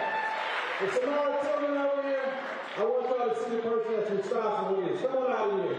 Lakeisha, Samara, I want y'all to see who the leadership is of Deborah that actually puts, come on out of here. You gotta come out of here. Y'all gotta see these incredible, beautiful black women. This is Miss Lakeisha. They actually, this one not happy. Yes, yes. Tomorrow, okay. Yes, yes. And this is the actual director of the Black House, Samara Tillman. What y'all saw is a product of a lot of work. Yes, it's sweet, beautiful. Camilla, I want you to come out here. Give it up for this young brother and people and hold it down. Come on, everybody out here. Everybody else come out here. All right. Now, there's a proud group of parents back there who love up on their kids.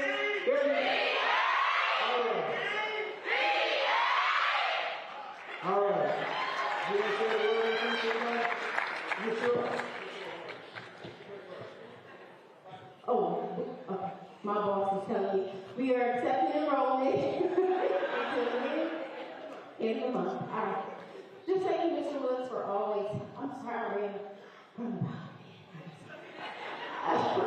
But thank you so much for always including us and the amazing work we do. We always bring people out for this wonderful cause. We're celebrating Black Father-Daughter Week, right? So let's give it up for Mr. Woods. Thank you so much. But thank you, babies. Love you, amazing. I love you. Thank you, parents. I just want to say, and this one's mine right here. This one's mine right here. I don't know how comfortable I feel with her moving the way she be moving this black today. I don't know, you know what I mean? She's 13 years old, Dr. Jackson. I don't know what we got going on here. All right, you are all amazing, amazing. We love you. Thank you so much. You are incredible, absolutely incredible. Thank you so much. All right. Can I go back? And this is the Congresswoman's granddaughter. Come on, Adam. This is the grandbaby right here. All right. Thank you. Okay. Appreciate your patience. Y'all can start bringing it. Thank y'all. So at this particular time, we're going to bring up the brother David Ford, who's actually going to do an introduction and a quick presentation to his brother, Roland Martin. So I appreciate you as we go through this program. All right, brother David Ford. One of those young ladies are amazing. The young people are amazing. Give them another round of applause. First, I want to thank Drew Woods for giving me the opportunity to present to you my brother, Roland S. Martin.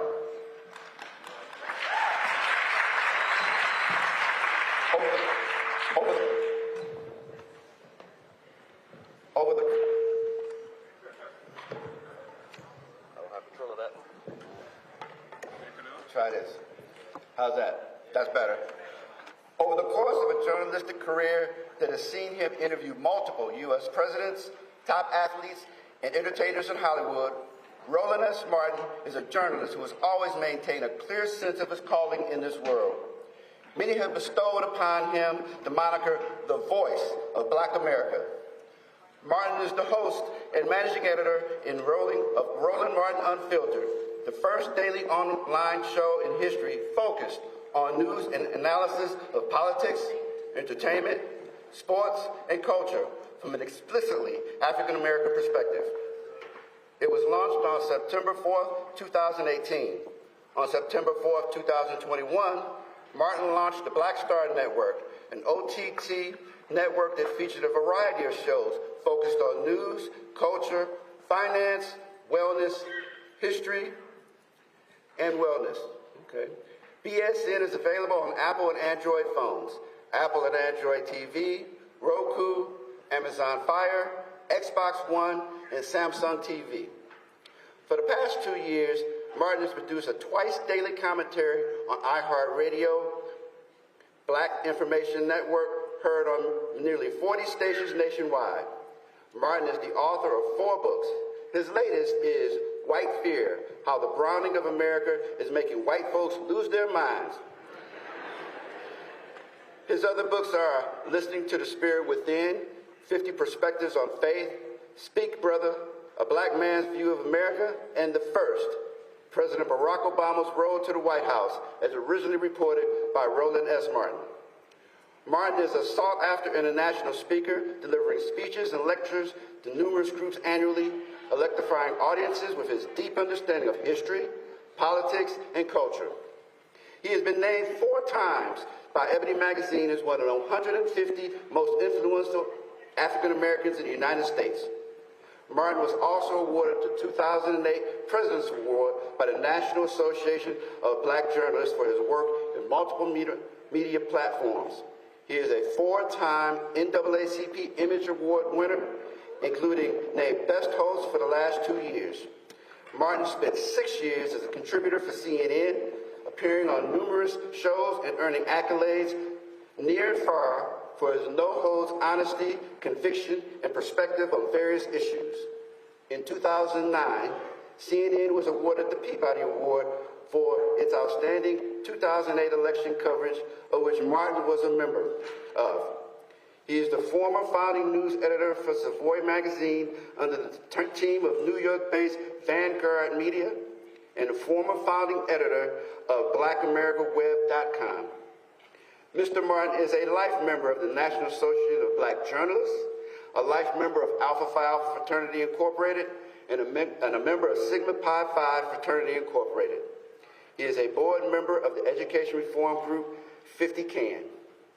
Martin is a 1987 graduate of Jack Yates High School Magnet School of Communications and is a 1991 graduate of Texas A&M University, where he has earned a Bachelor of Science degree in journalism. He has been awarded honorary degrees from Florida Memorial University, University of Maryland University College, Lemoyne-Owen College, Lane College, and South Carolina State University. He is married to the Reverend Jackie Hood Martin, author of Fulfilled, The Art Joy of Balanced Living, and Wedded Bliss, a 52-week devotional to balanced living, and the children's book series, Hannah's Heart. They reside in Northern Virginia and the Dallas area. Brother Martin, can you approach the stage just for a minute, please?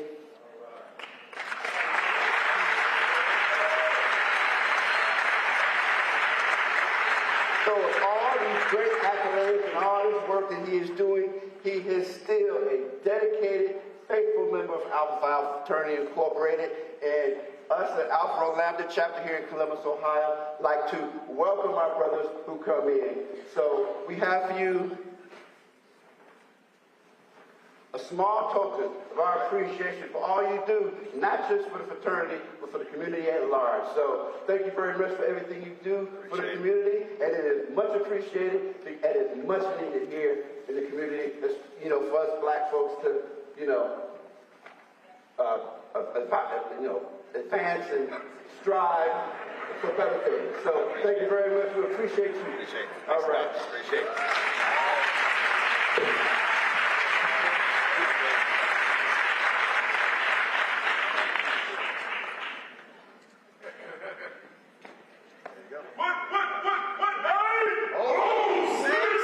All right. Ready? Yeah, go ahead. All right, cool. Appreciate it. All right. Let's see here. How we doing? There you go. All right. Glad to be here. Glad to see all of you here. I think I was telling somebody this, I think I've probably spoken in Columbus more than anywhere else.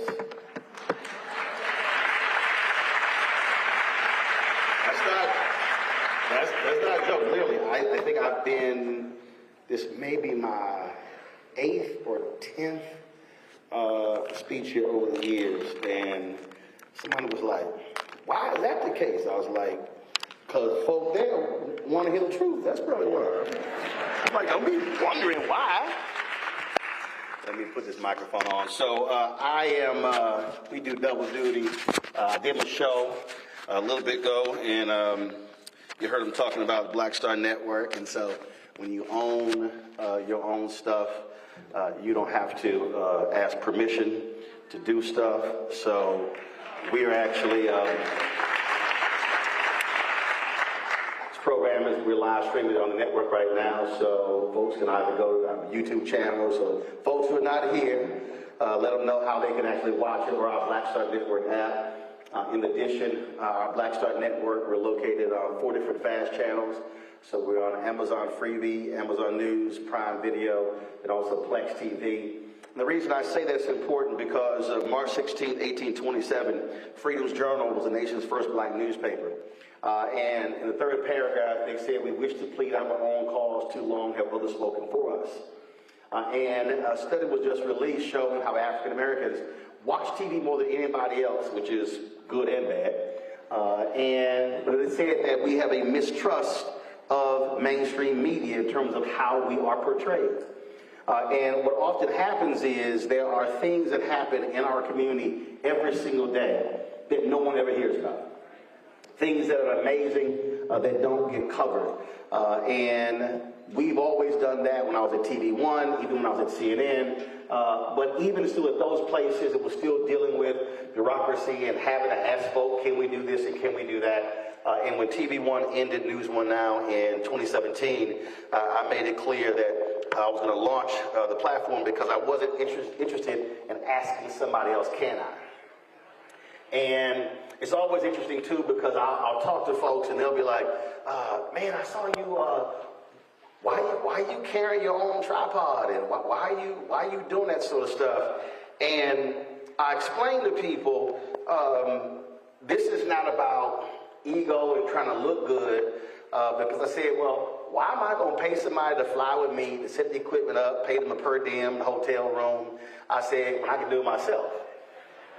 I said, first of all, that ain't smart business. And wherever I go, my cameras go with me. And so by us being able to not only participate, but stream this, now folk across the country and across the world get an opportunity to actually hear the conversation, see what is going on, see what's happening here in Columbus. And that's why black ownership matters. Because again, we don't have to ask somebody. And so many of our fans have contributed to our show. They've given in excess of $2 million. There are people who I meet across the country who say, I'm a subscriber, I'm a member of the Bring the Funk fan club, I want to see. And when we launched this, we made it clear. I said, listen, I said, we're not going to send you swag. And so y'all give the PBS, they send you a tote bag, a mug, a hat. I said, no, every dollar we're going back into the show.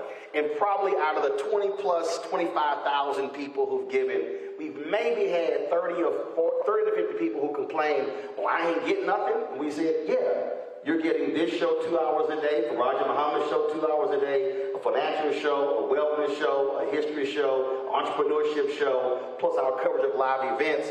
And there's no other black-owned media platform, no other, not Essence, not Black Enterprise, not Ebony, not Blavity, not Byron Allen Zagrio, that does as much daily news that we broadcast every single day on a shoestring budget. But that's also what happens when you understand that if you control the narrative, then you're able to shape the narrative. And that's why ownership matters. And every single one of us in here, we've got to get out of this notion of white validation,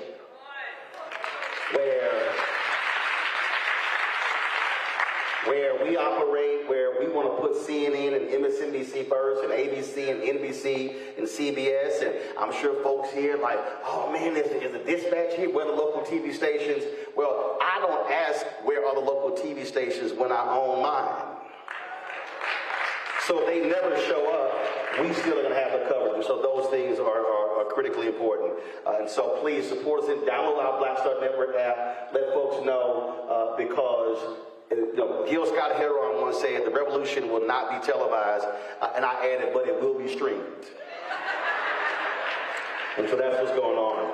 I always give a shout out to Congresswoman Joyce Beatty. She's always supportive. She comes on the show.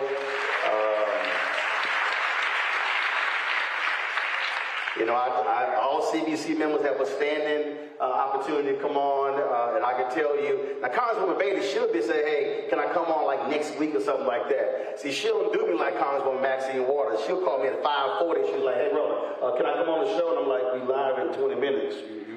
She's like, I know. I'm like, all right, you're on the show. So she'll give me 20 minutes notice to come on. But again, that's important because those networks are not putting our folks on a regular basis unless they are discussing what they want them to talk about. And that's also why you got to support Black-owned media. So I appreciate her support, and I look forward to the conversation. Let me get right into this. Let me thank the brothers of Alpha Phi Alpha Fraternity Incorporated. If you don't belong to Alpha, I'm sorry, you belong to a youth group.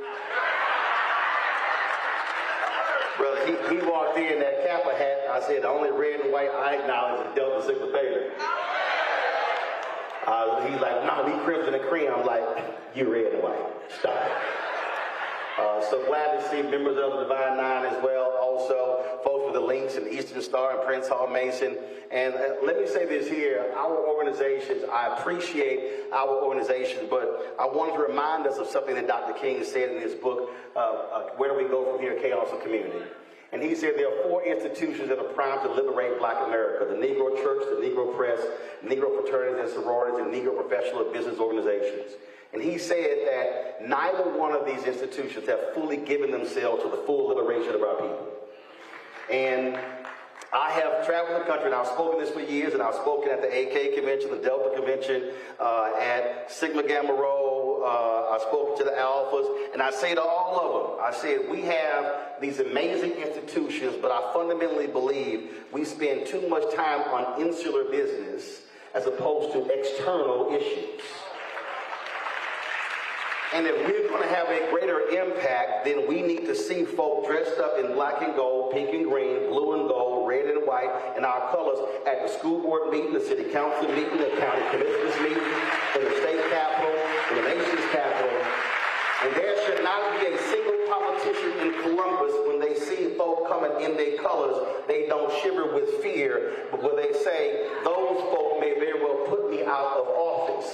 And it's enough of us that we don't have to go every month. The AKs can take 1 month city council. The Alphas can go to the county meeting for another month. We can actually spread this thing out. And when people understand our power, then they're going to respond properly. And I don't just mean D9. It's a bunch of folks who are Masons and Eastern Star and Links and other groups. We have all of this infrastructure in our community that is not properly utilized. And that's what Dr. King was talking about. We sit here and we got excited. We got all the D9 folks bought out theaters to see The Color Purple. But I keep asking the question that we also have the power where we could be sitting here making sure we can be creating Black-owned bestseller authors every month by the push of a button. And we say to the whole D9 and others, support buy this book this month. And we're going to buy this book next month. It's how we use our infrastructure to change the community. And that means going outside of our internal business. My wife was a Delta, and I was like, look, y'all meet too much. I said, y'all have all these meetings, they long meetings. I said, you ain't got that much business. It's like, no, we do. I'm like, no, you don't. I was at the Boulay Convention in August. They had a 14-hour business meeting. I said, what did y'all talk about in 14 hours that was all about a constitution of an organization with 5,000 people? And I said, and how can we be meeting here in the Bahamas with our convention and we don't have a single meeting on public policy during an election year, and there are members in here who are running for office? And y'all gotta understand something. Any group I belong to, I'm gonna jam them up when it comes to how we involved in public policy. And so I said, I didn't come here.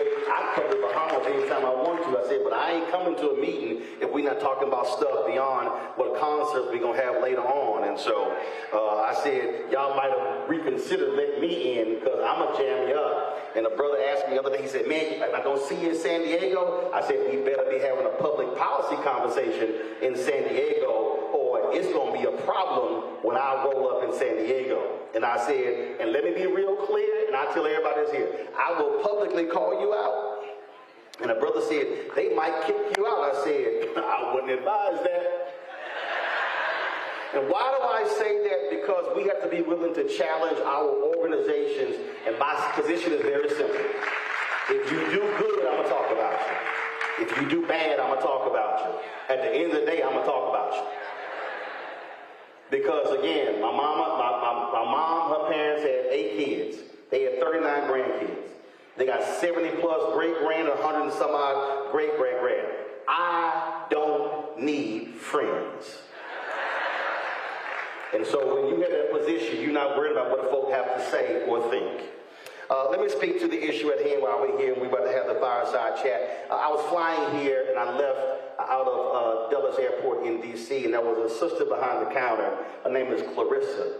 Clarissa was behind the counter. She was working and she says, how's Jackie and how are the twins? And I was looking at her like, how you know about? Now granted, my people know I raised 6 of my nieces at different variations, and so I've had the twins on my social media. She says, oh, I used to do their hair. I was like, oh, cool. She said, so I let them know I said hello, and so she was pregnant with her 2nd child, and she said, I hope they're doing well. I said, they are. They're in college back in Texas, and I said, so the twins are doing well, so I sent them a photo of her. Now, the reason I say that is because, again, we're talking about Black Girl Dad Week, and we're talking about the role that we play, and I don't have biological children. Yes, I'm a 55-year-old Black man who ain't got no kids himself. And a friend of mine, he came to me, he said, well, do you think that God wants you to adopt? I said, well, God ain't never told me to adopt. And it was 2 weeks after he said that to me when one of my youngest sisters fled to our home. I was only married less than 6 months, fled to our home, leaving an abusive marriage with her 2 kids, 5 and 2. And I told him, I said that if I had biological children, I would not have been in the position to be able to raise 6 of my nieces at different junctures of their life. And I said, so that was important. Now, not only is that important, is that it's not just raising those 6 nieces. If you also don't have a partner who's willing to accept that reality as well, then that couldn't happen. See, some of y'all sitting there like, yeah, I don't think I would have been able to do that. But see, we can't sit here and talk about what's happening in our community if we won't even look inward at our own families.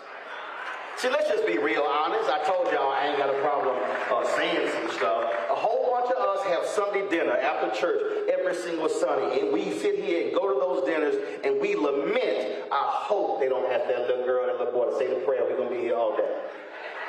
Because you are sitting here, you like, man, this kid does not talk well. They take too long. They too slow. Yet we then talk about the education of other kids, and I'm saying, well, if we're unwilling to go to our own family members to challenge them on how they're raising their child and how that child is not as doing well as this child because they are underdeveloped, then how are we going to care about somebody we don't even know?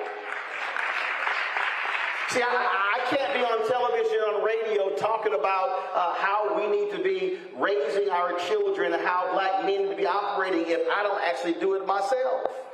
So let's just be real honest. If you're a godparent, raise your hand. If you're a godparent, raise your hand. A whole bunch of y'all think being a godparent is to send them some gifts twice a year, birthday and Christmas. But the reality is that when you accept the role of a godparent, what it actually says is that anything happens to the parents, you are to step in and be responsible for that particular child. See, if we really want to be honest, a lot of us play around when somebody asks us to be a godparent. We don't actually think about what that means. And so when we are living today in 2024, I think we have to be operating differently when it comes to how we are speaking to the next generation. A lot of us bypass folk all the time. You will see a young person and we just allow certain things to happen. When people come up to me and they say they want to get a selfie, and this happens all the time with young brothers. I don't let anybody who takes a picture with me stand there and do so as if it's a mugshot. Now I want you to think about that. Some of y'all right now are thinking how many times you have family photos and photos photos of folk who are not in your family, and when you look at the photo as young brother or potentially that sister, it looks like a mugshot. They are afraid to smile in the photo. Brothers, we are raising young boys to be hard when they are boys. A boy is supposed to be joyful, is supposed to be happy. I can't tell a young boy who's 5, 6, 7, 8, 9, and 10 to be hard. How? I don't need you to be, so I'm like, no. And I understand people, the lives they have, and so I'll say, no, we're not taking this photo unless you tell you smile. And I had this one woman, she said, well, it ain't that big of a deal. I said, oh, no, yes, it is. And so she thought I was joking. I said, no, we ain't taking this photo. I said, I don't take jail photos. I said, it's a photo. I said, your son needs to understand it's okay to smile in a photo. That ain't my kid, but I'm trying to get this shit. She's like, I never thought about that. I'm like, yes. I pay attention when I meet young brothers and younger sisters, and they walk up to me and they shake my hand and they look at where I'm here. I'm like, no, look me in the eye. See, I know some of us are thinking, well, I mean, that's no big deal, but no, because understand that person isn't taught how to do that. Then we are allowing them to go through life and they never make eye contact and they never look us in the eye and never talk directly to us. And so I pay attention to those things. I pay attention when a young brother or a young sister, when they give you a hug, whether they actually hug you, or whether they give you this lean, or whether they sit here are real hesitant. The moment I see a young boy or a young girl do that, I then question, is that child being properly loved?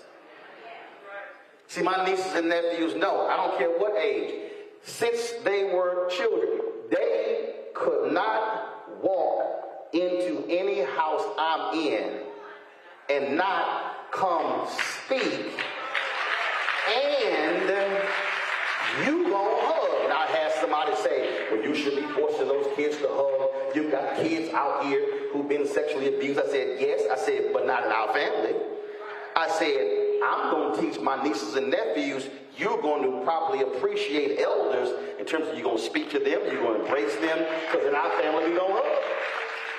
And again, I had some folks tell me on social media, that's not right. I said, well, one, I don't give a damn what you do. Because these are not your nieces and nephews. I said, I am going to raise them that way. And I don't care what it is. I don't care. And again, I just told you, I don't care how old. My oldest niece is 27 years old. Yeah, you're going to walk in the house and you're going to greet me properly. Look, my grandmother, she lived 3 doors down from my grandfather's sister. Both of them were in their 80s. And when I went to the church, I saw my Aunt Helen first. I hugged and kissed Aunt Helen. Why did my grandmama have an attitude? She was like, no, you come greet me first. No, I ran into Aunt Helen first. She was like, no, there's a hierarchy here. When we walked to my grandparents' house, you had to greet grandmother, grandfather. My mama had 7 brothers and sisters, all of them uncles, all of those aunts. Then I could go talk to my cousins. We have to understand that speaks to development. We understand the importance of terms of family and the role that we play. We're going to talk about this a little bit further in a second, and I'm about to close. And that is this here. We talk about, again, our responsibility. We extend this beyond our own particular families. I was sitting in the chair getting a haircut when I lived in Arlington, Texas, and when I was telling Jewel about this, and we were in the barbershop, and all the brothers in the barbershop were talking about the basketball prowess of the barber's son. His barber nickname was Cotton. His son was Lil Cotton. And they were all talking about his basketball exploits. And Lil Cotton, he always had a basketball, and so I said, Cotton, I said, what are you reading? He said, huh? I said, what are you reading? I said, no, not what are you reading in school, what are you reading outside of school? I said, Cotton, I'm going to let them talk about your basketball exploits, how many points you scored, how many rebounds you scored. I said, that means nothing to me. Every time I come in here, I'm going to ask you what you're reading. I want the name of the book. I want the name of the author. I want you to tell me what the book is about. Cotton said, man, I apologize. I was like, for what? He said, you're asking something of my son I don't ask him. I said, Cotton, it's all good. You can apologize to me. I said, but bro, I can't talk about just his basketball exploits. I need him to develop another side of his mind. He went, great high school player, went on to get Division I basketball player, got a scholarship at Southern Methodist University, but in his third year injured his knee. Lil Cotton still graduated, still finished college. I'm not saying that asking him that question made that happen and what his mother and father did, but what I'm saying is every single one of us now must rethink how we are engaging with the next generation, whether they're family members or not. We must be willing to ask the next generation their mental health. We must be willing to ask them, how are you doing? How are you feeling? We must be paying attention in terms of how they ebb and flow, because we don't realize what they may be enduring, whether it is bullying, whether it is issues at home, whether it's also issues in other places. It's called being far more active in their lives and thinking completely different about them. That is how we must be thinking. So I love what this week is doing. I love the fact that Jules, he said, I hate the fact that we don't have any room on Saturday. And I said, that's a great thing. To be in the second year of something, and there's so many brothers who want to be involved in that dance that you are out of room. Because there are a lot of cities in this country where this doesn't even exist, where there is no place for it, where you don't have anybody who cares enough about this very issue to create a program that speaks to these issues. And so all of us must be appreciative of this, and what we should be saying is this must be replicated all across the country. I mentioned what Dr. King said, those 4 institutions. This is what we're talking about. We cannot keep talking about how do we change the condition of Black America if we don't fully love Black America. A lot of us talk about being Black, but do we love Black people? Do we affirm Black people? Do we look at the next generation and begin to say, I love that brother, whether I know him or not? Only our actions can determine our love.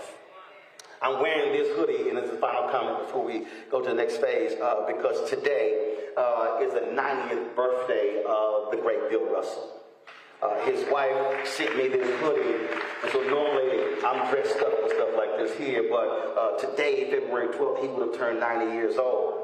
And that was a perfect example of a Black man who not only loved his children, but loved his people. And we talked about the Netflix documentary on him was amazing. I texted his daughter Karen today. But the reason we talk about Bill Russell today is not because he won 11 rings, not because he was the first Black head coach of the NBA. It's because Bill Russell, his legacy is that he loved Black people. And you are going to be measured when you become an ancestor based upon what you accomplish in this life and your love of Black people. And I'll close with this. It's a whole bunch of us, if we're real honest, go through this life and we leave no fingerprints and no footsteps. And then when someone goes on, no one ever talks about, man, I sure miss so-and-so. It's because they left no legacy, left no imprint, did nothing in their life other than just exist. You have to make a decision whether you choose to be present or have presence.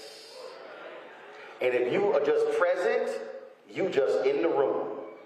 But if you have presence, when you walk into the room shifts because they know that your presence has arrived. Thanks a lot for God.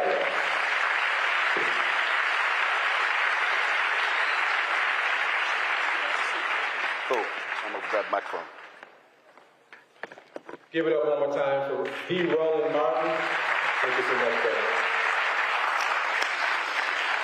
So I don't want people to accuse male behavioral health of being on CPT time. So we're actually going to move a little bit more quickly through the program. At this time, we're going to actually move towards the fireside chat, and we actually are going to introduce our great congresswoman at this time. Just going to 1 more minute for the fireside chat. Good evening, everyone. We are privileged to have joining in this evening's conversation with Roland Martin. Either one of those sides. Columbus Right in the is middle. and I'd like to, Got it. I think the first No, one is to like her here, me here. Congresswoman Joyce. Since 2013, Bailey is proud representative of Ohio's 3rd Congressional District. In the 117th Congress, Bailey served as the chair of the Congressional Black Caucus.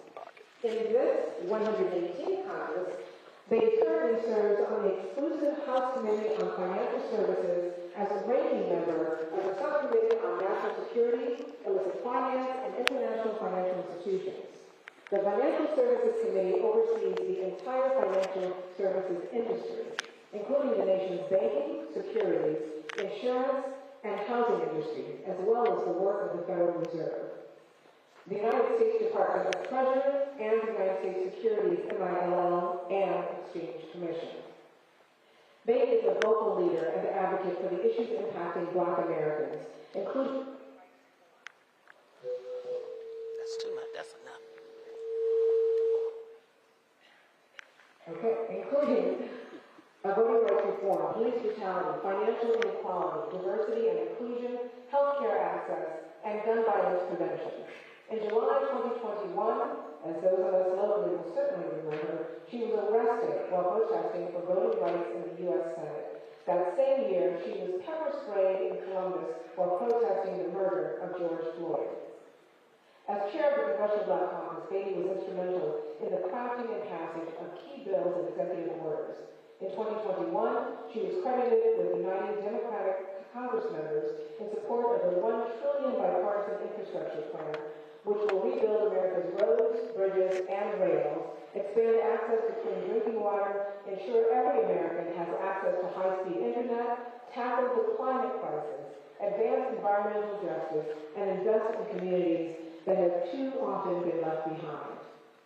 That same year, she helped achieve a decades-long goal of enshrining Juneteenth as a federal holiday when President Biden signed the Juneteenth National Independence Day Act.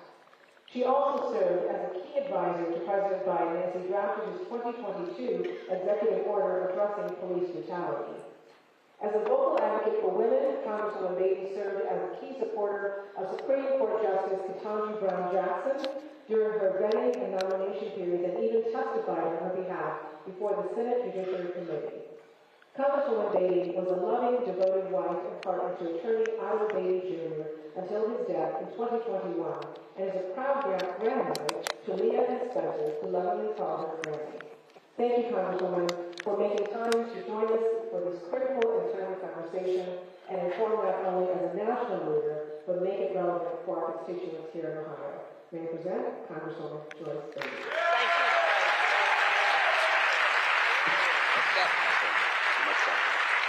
Testing, testing, 1, 2, 3. Testing, testing. All right, can I get more audio on this microphone? All right. No audio. I'm going to give you this one. I'll take that.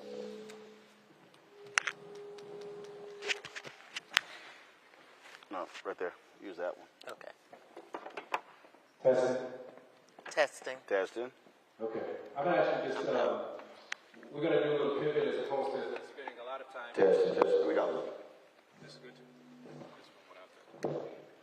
Go ahead. We loud enough. Okay. So there were 3 aspects that are going to be a part of the fireside chat. We're going to talk about Black media, Black mental health, and Black politics. We're actually going to shorten the conversation, but certainly since the Congresswoman has been here, I just want you to just start off with some opening remarks and anything that's on your spirit before we go into some of the questions at this time. Appreciate you. Well, first of all, let's give it up for Jewel for putting this together. We don't salute our Black men enough. I think I'm loud. You probably can hear me. No?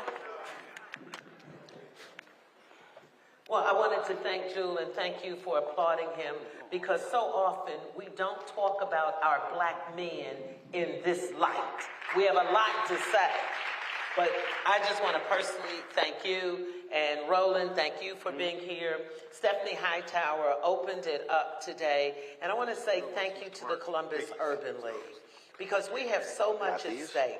And what you've done and what you've done with ENC, with Jerry Saunders being here, it makes a difference. And what I want to say, Jewel, is this is great because we don't tell our stories enough. We complain when things happen, and that's okay. But we have a lot of good stuff that our black children are doing. We saw a brilliant young brother and sister who opened this. We need to go tell that story. We saw the dancers from DEPA, including a brother, on this stage. We have to be our own folks, because you talked about black folks and what happens. Well, I always like to say that sometimes the threat is from within.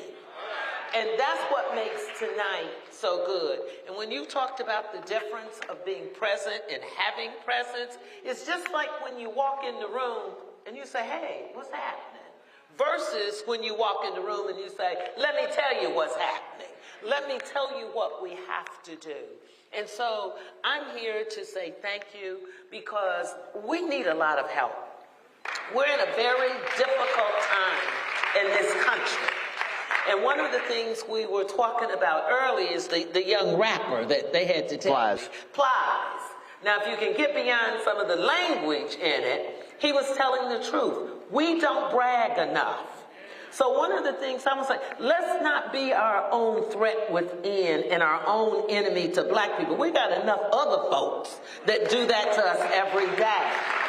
So let's talk about fathers and daughters and fathers and sons. Let's talk about the black folks we have who are fighting for us every day, whether they're school teachers or a superintendent or elected officials, because nobody wants to do these jobs, and sometimes it's because of us.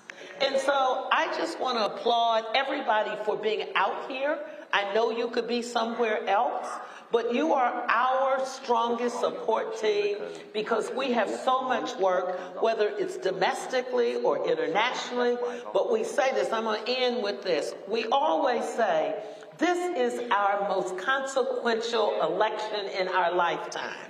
Well, it is. When you think about what's at stake for black America, it's black men, it's black children, it's black women. Roe v. Wade, 50 plus years, gone, black women. It's looking at what we can do when brothers and sisters come together. We had an election in November. No one thought on women's reproductive rights that we would win. Nobody thought when they wanted to change the Ohio Constitution to make it 60-40. But I have some good news. Brothers came out and voted. Brothers came out and voted. Sisters came out and voted. And if we can continue to do that for our health care, for them not taking away our rights and our freedoms, they want to control what little black children can read. They want to take away our funding for HBCUs. And my belief is, because when we are smarter, when we are educated, whether it's academically or with our hands in skills, they're afraid of us. So thank you.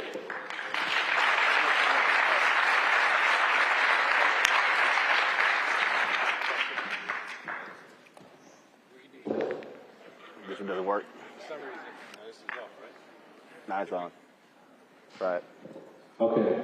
Can we get audio actually to kind of check on the mics and see what's happening with that? Appreciate it. So, in the tradition of hip hop, we'll just pass the mic until that happens. There you go. So, what I'd actually like to do is just to take your comments, Congresswoman, and personalize it to this brother right here. And what I mean is, if we're talking about black media, one of the things that mental health, Congresswoman, we talk about the difference between information and wisdom, right? So I can ask everybody in this audience, where do you go to get information? You might have some things that come to your mind. But if I ask you, where do you go to get wisdom? That might not be the same answer. And so when we think about the importance of the areas where we get both, talk a little bit about what this man right here, Roland Martin, has meant as an example of somebody who represents independent black media as, what he's been called the voice of black America. What does Roland Martin mean to black America at this time? That's for her, baby. That's for her. Got it. Well, I've known Roland for a long time, and I know all about the selfie thing because he takes my phone every time and makes us smile and look good. But let me tell you what we have with this brother.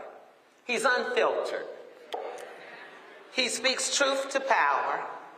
And I can tell you he had an issue with the White House, at the White House. They invited him to the White House, and he didn't do like a lot of black folks would do. Get there and be happy just to be in the room. He changed the room when he walked in. A lot of people don't like Roland when they hear him telling the truth because it makes them uncomfortable and nervous. We got to stop doing that.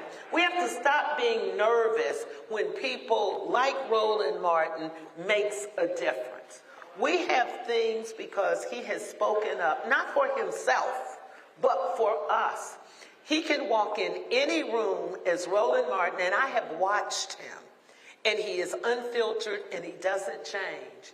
He's fighting now for black media because that is where we know we can get information that we can trust from our black scholars because they're not afraid to tell us, and they're brilliant in knowing our history, but we have to be about a cause, and one of those causes Roland has put in the lap of Congress and especially the Congressional Black Caucus.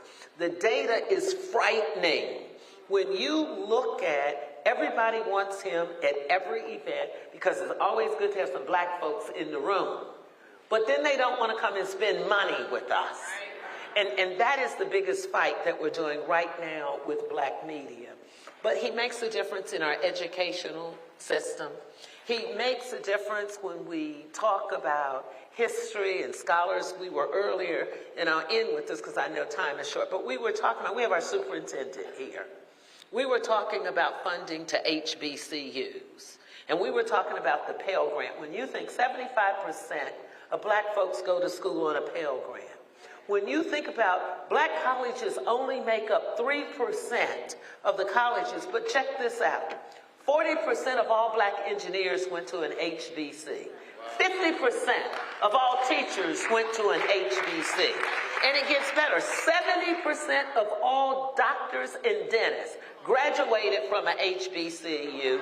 And black judges, 80% from HBCUs. And did I remind you that our vice president went to Howard and graduated?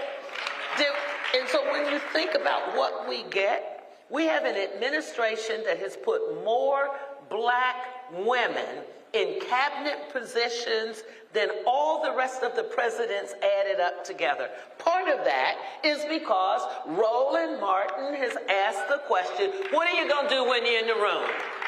Are you going to be present and make a difference? And I can tell you, it has made a difference for this country. It has certainly made a difference for us who serve in Congress. And I just want to personally say thank you. And you've been here so much, and I know of those 10 times I've invited just 7 of them was because we did something with him. So thank you for letting me say in my hometown how much I value and revere his scholarship and the words that he says. It has helped me being on his show and knowing that I had to be responsible to go back, whether it's environment or housing or education, but he is always black. And so thank you. So let me explain the money. If you're not having a money conversation, you're not having an American conversation. Understand there's only one federal agency that shares along with the White House. Treasury. White House represents power. Treasury is money. Power, money, money, power. You can literally take 100 steps out of the side of the Treasury and you'll be in the east wing of the White House. And what has happened historically is our focus has been on the Department of Health and Human Services, HUD, and the other agencies. But we always ignore the money. Now understand, if you look at nearly every single problem that impacts black America, money is tied to it. Money is tied to public education, literacy, health, housing, you name it. It's money. So when we talk about what's happening, and let me explain this here. We use the phrase black media. We got to be very specific. There's black targeted media. There's black owned media. Black targeted media is now BET. That's owned by Paramount Viacom. When you look at when we look at the money that goes to digital, that targets African Americans, they send that money to Complex. Complex owned by BuzzFeed News. So black targeted, not the same. The Root used to be black owned. It's now owned by a white hedge fund. They are black targeted. So what happens is these corporations prefer to give the money to black targeted as opposed to black owned. 24 years ago, when BET was black owned, it was sold to Viacom for $2.4 million, the assumption of $500 million and $40 million in debt, so for $2.8 billion. In the New York Times article, it said that black-owned media was getting 1% of all advertising. 24 years later, black-owned media is getting 1%. We're talking $340 billion spent every single year by these companies on advertising. And so we are buying products from companies that literally will not reinvest and support black-owned media. And then we go, well, I don't understand why our media can't cover this. Well, if you don't have the funds and the resources to do so, you can't hire the reporters, you can't hire the producers. When the Congressional Black Caucus walks out of their weekly meeting on Wednesday, there is not a single reporter from black-owned media outside the room because we can't afford to pay a congressional correspondent $80,000 to $100,000 to only cover Congress. It comes down to the money. See, so you have to start looking at these corporations in a completely different way when it comes to how they spend. So you got 20 Fortune 500 companies right here in Columbus. Oh yeah, I call names. So now you have to be thinking differently. See, let me be real clear. We have to recognize that in our community, we have a collection of the least expensive Negro. The least expensive Negro is the one that accepts a company's check for a table and not realize that we're leaving $1 billion on the table. I don't think some of y'all understand what I'm talking about. I'm going to walk you through, just use a couple of examples. PepsiCo has a five-year, $10 million initiative with the National Urban League to stand up black restaurants. Totally supported. PepsiCo running commercials where they want to drive $100 million in receipts to black-owned restaurants over 5 years. Totally supported. The problem is you can't track it because the black restaurants even said, how do you track it? PepsiCo spends $3 billion a year on advertising. If 5% of PepsiCo's money goes to black-owned media, that would be $150 million a year. That's $750 million over 5 years. Now you tell me which one of those has a larger impact on black people. 5-year, $10 million program with the National Urban League, $100 million in receipts to black restaurants over 5 years, or $750 million. Now, that's just PepsiCo. I guarantee you, black people drink more than 5% of PepsiCo's products. But I'm not just talking about Pepsi itself. They own Lay's potato chips. They own Grandma's cookies. They own Aunt Annie's pretzels. I ran this thing down on my show. PepsiCo has an entire snack division that we all support. So I'm talking about billions of dollars that we're leaving on the table. A couple weeks ago, a brother from JP Morgan Chase called me and said, hey, the Federal Reserve is doing something. I would love to get someone from JP Morgan on your show. I said, that ain't gonna happen. He said, why? I said, because I've been talking to y'all for 3 years about advertising, and not a dime has come our way. I said, I flew to New York and met with your senior leadership, laid out our capabilities. I said, and nobody has then responded. I said, now, let me tell you what they do in the game they play. So one of the games is they go, well, we don't advertise on news shows because there are controversial issues and opinions, so it's brand safe. Okay, brand safe. I said, now I'm confused because you will hire certain artists who we know ain't brand safe. Right. But you will pay them to promote your product, but then when you say, well, you can't because you take an opinion or you have a viewpoint. Fox News has a segment on The Five, which is completely opinion, hardcore right-wing. Mercedes-Benz sponsors a segment, a branded segment on The Five, and we have not been able to get Mercedes-Benz to do jack with us, but they'll spend money on The Five. I'll look at Fox News and the shows what ads run, and then go, well, that's interesting. Now, y'all don't buy news, but you buy that news. You don't buy our news.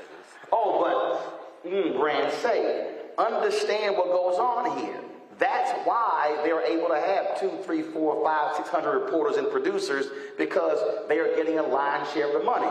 Let me also tell you how they treat when they treat us. So if we do get a meeting, so we'll go to the meeting and they'll bring in the DEI person, the global diversity person, and the foundation person. And I told y'all I don't really care. I'm sorry. Well, why are they here? Especially why is the foundation person? So let me tell you what they do. They bring the foundation person to the meeting with Black-owned media to talk about all the good stuff they're doing with Black people. I say, when y'all meet with Disney, you don't bring the foundation person. When you meet with Comcast, you don't bring the foundation person. I'm having a marketing conversation. I don't even want to talk to them. I want to talk to the chief marketing officer, because that's who controls the budget. So you need to understand, they are systematically freezing us out. Then they'll send us to the ad agency. 90% of all ad agencies are white. They'll send us to the agency, and they will reward us with meetings and more meetings. And we say, everybody in here getting paid to be here except us. And so you need to understand the game of money. And when you begin to understand that, and the same, and mind you, same thing happens on the federal level. I'm going to tell y'all what happened. The Congressional Black Caucus had an additional $70 million put into the budget for the census. They were supposed to spend $350 million on advertising. Let me tell you what the white ad agency told the CBC. They told Congressman Stephen Horsford, who's now the CBC chair, who was the CBC's census liaison, said to him, we will not buy any ads in any newspaper 50,000 circulation or less. Y'all, that's 98% of all Black newspapers. Now, mind you, the extra money got put in the budget because the CBC said we want to make sure Black people are reached when it came to the census. The white ad agency froze out the Black ad agency, didn't kick her limited amount of money. Y'all, number ain't hard. If Carol H. Williams, if they had controlled 70 million of the 350, and they do a 10 to 12% fee of that, that means that on the low end, the agency would have earned $7 million in business because of that. No, but you take the 70 away and they earn less than $1 million. So what does that mean? The Black ad agency can't hire more people, can't grow their business because you limited their money. They made us fill out this form, go to our portal, fill it out. We did that. So 5 months go by and I'm like, yo, the Trump folk cut census off a month early. So I go, hey, to my ad person, what the hell's going on? We don't hear nothing. So, okay, cool. I start blasting them on social media, blasting them on the show. The white ad agency called the Black ad agency. Oh my God, what's going on? She's like, y'all didn't cut the brother check. They were like, well, where's this coming from? She's like, y'all haven't responded to him in 5 months. Then the white ad agency goes, well, what can we do? She's like, I advise y'all to cut him a check because he gonna keep talking about y'all every single day. They call us in 48 hours and we get a $250,000 media buy for 1 month of work. Now somebody may say, and this is how they do black folk, man, well that's awesome. No, that ain't awesome because you screwed me out of 6 months of money. Had I gotten 6 months of money, that would have been $1.5 million. You only waited to the last month and you were forced to give the $250,000. Had I not said anything, you would have never picked up the phone. Right. And so I tell black on media, had one guy tell me, well, Don Roland, you know, we can't do like you because, you know, we might not get any money. I said, did you get any money last year? No. Did you get any money last quarter? No. Did you get any money last week? No. Did you get any money yesterday? No. Did they call you today? No. I said, it's a pretty damn good bet. You ain't getting no money next week, next month, next year. So why are you going to be quiet when you are getting jacked and you can't pay your bills? Y'all, it's the money. So every single one of these corporations, Owens Corning, Kroger, Amazon, Discover, Fifth Third Bancorp, Sherwin-Williams, all of it, NetJets, Anheuser-Busch, Intel, y'all should be saying to every corporation based in Columbus, what is your annual black-owned media spend? We called out General Motors in 2021. They were spending barely 1% with black-owned media. Now they've committed to spend 8% a year by 2025. So that's the marker. And then once you do that, then you say, but we not done. Or that scene from Malcolm X when it says, I'm not satisfied. You now got to then say, now I want to know, do you use black transportation companies? Because y'all use limousine car companies. Are you using black PR companies? Are you using black audiovisual companies? Are you using black caterers? Are you using black event planners? Are you using black law firms, black accounting firms? Y'all, these companies are spending billions of dollars a year on contracts. They are spending minuscule amounts with us, and we allow them to come to black civil rights events, hand them awards because they bought a table, and we literally are leaving billions on the table every damn year.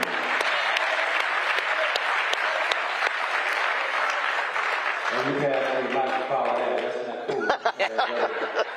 So we actually, running out of time and actually past time. So we're going to actually try to put this in some parameters. Just give us like 13 more minutes or so. We're going to skip some sections. But here's what I want to do. I'm going to ask this question to try to piggyback off what Congresswoman Beatty said and you said, but I'm going to put the curse jar right there just in case. I can give you 100 right now. Okay, right. So put the curse jar. I know what I'm going to do. Because finally, and this is just the sentiment behind things perhaps not unspoken. So Congresswoman Beatty, you just talked about early on the consequences of what we face.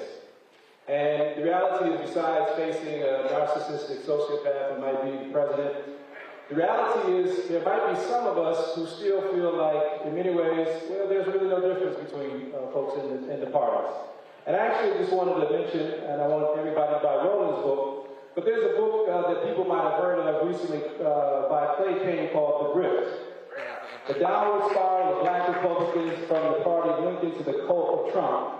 And the only reason why I mention that is because part of the reason why we were excited to have you here, Roland, was there was a report that 41% of African American males voted for the Republican Party in this state in 2022. Is it 41? 41%.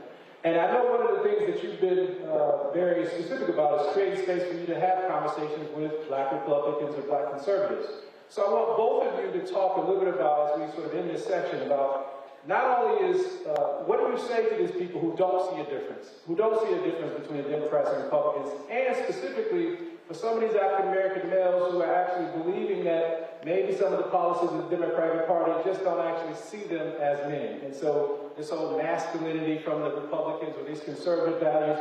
So the Tim Scotts, these other men that we see on social media constantly talking about liberals being weak. What is really at stake when it comes to this next election, and what do we need to be saying to black folks about the difference between the Democratic and Republican Party? Well, you mentioned Tim Scott. So whether it's Brian Donalds, whether it's Jane Johnson, these are there 5, 6 now who serve in Congress with us, and they vote against everything that's black. They vote against everything that's health and human services, but they get a lot of attention. They go to the media because media will ask the same question, and they will say, we don't need it. Because, see, we pulled ourselves up. And there is a mentality, because they come to Congress to be on social media, to be on TV, because they're in the minority, but they get singled out. If I walked off that House floor and Tim Scott walked out and we met in the middle, two reporters would go to him and one to me until I became CBC chair. And so at that point, being very outspoken, I have to take, you don't take the brothers on, but we have to say to them, don't you see the numbers of the number of black men who are dying? Don't you see the difference between crack, cocaine, and crack, what happened? But it was the brothers, it was the Hakeem Jeffries, the Stephen Horsfords, the Jim Clyburns that did the First Step program. Many of us don't know about it, where brothers and sisters got released for their misdemeanors. Every one of them voted against it. We still are trying to get a voting rights in 2024. John Lewis, and we're still fighting for it, what he fought for. Every one of those black Republicans voted against it. They voted against educational funding, voted against women on Roe v. Wade. And so when you ask me, when you look at the two, you may say there is no difference between Trump and Joe Biden. Both old, they both have been president, and while that may be a fact, you need to look at what, maybe not you, but your parents, your grandparents, your children, how is it going to affect the life of those young people that danced on this stage?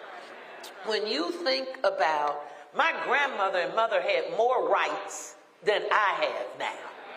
53 years they've taken Roe v. Wade. Some of you are old enough to know the back alley abortions and the hangers. Some of you are old enough to know that you have to say to your son or grandson that conversation. That you have to tell them to kowtow as a black person when a police officer comes over that could be a bad police officer. All police officers are not, just like all black people are not good or bad. But we have to make sure that you understand what's at stake.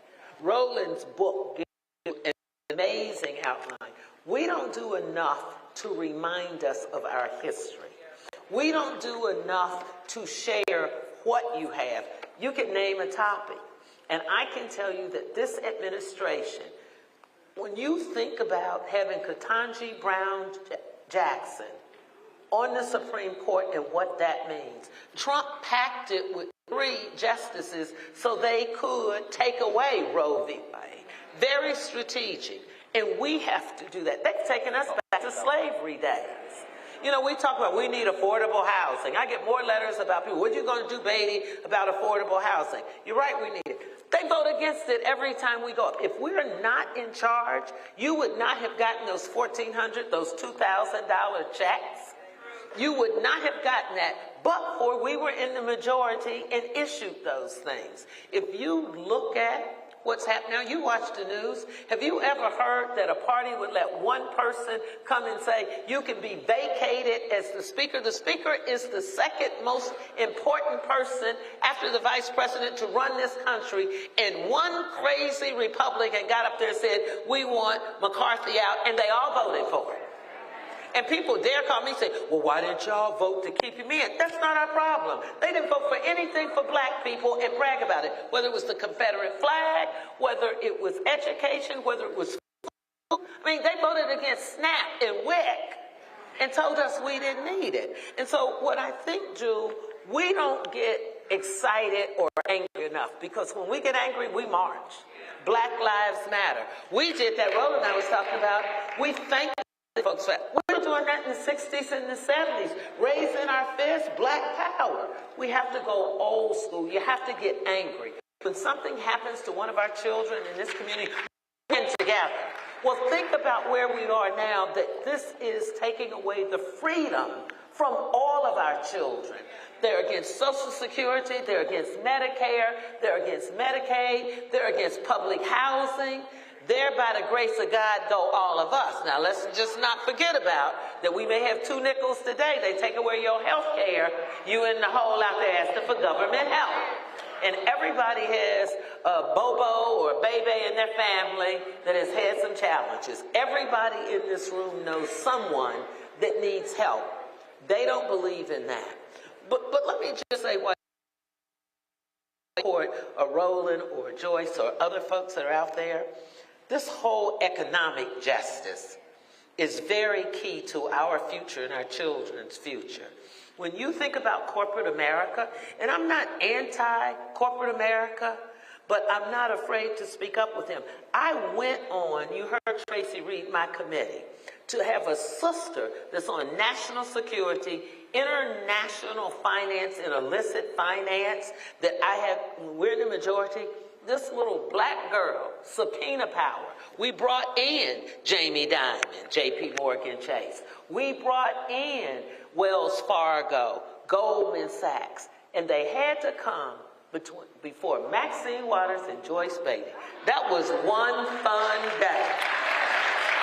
And if you ever think that people like Roland and I don't stand up for justice, I tell you, go Google what Facebook used to be with Zuckerberg. When he came before my committee, he told the black lobbyists, I may go and well, what can they do to me? I'm one of the most wealthiest, young, brilliant folks. He hadn't met Maxine Waters and Joyce Beatty. So when you Google Zuckerberg and Beatty, you will see him coming before my committee, and we did everything but rape him to make him know that black people don't play, because we have fought, been enslaved. And so when people tell me about what's happening, I'm black.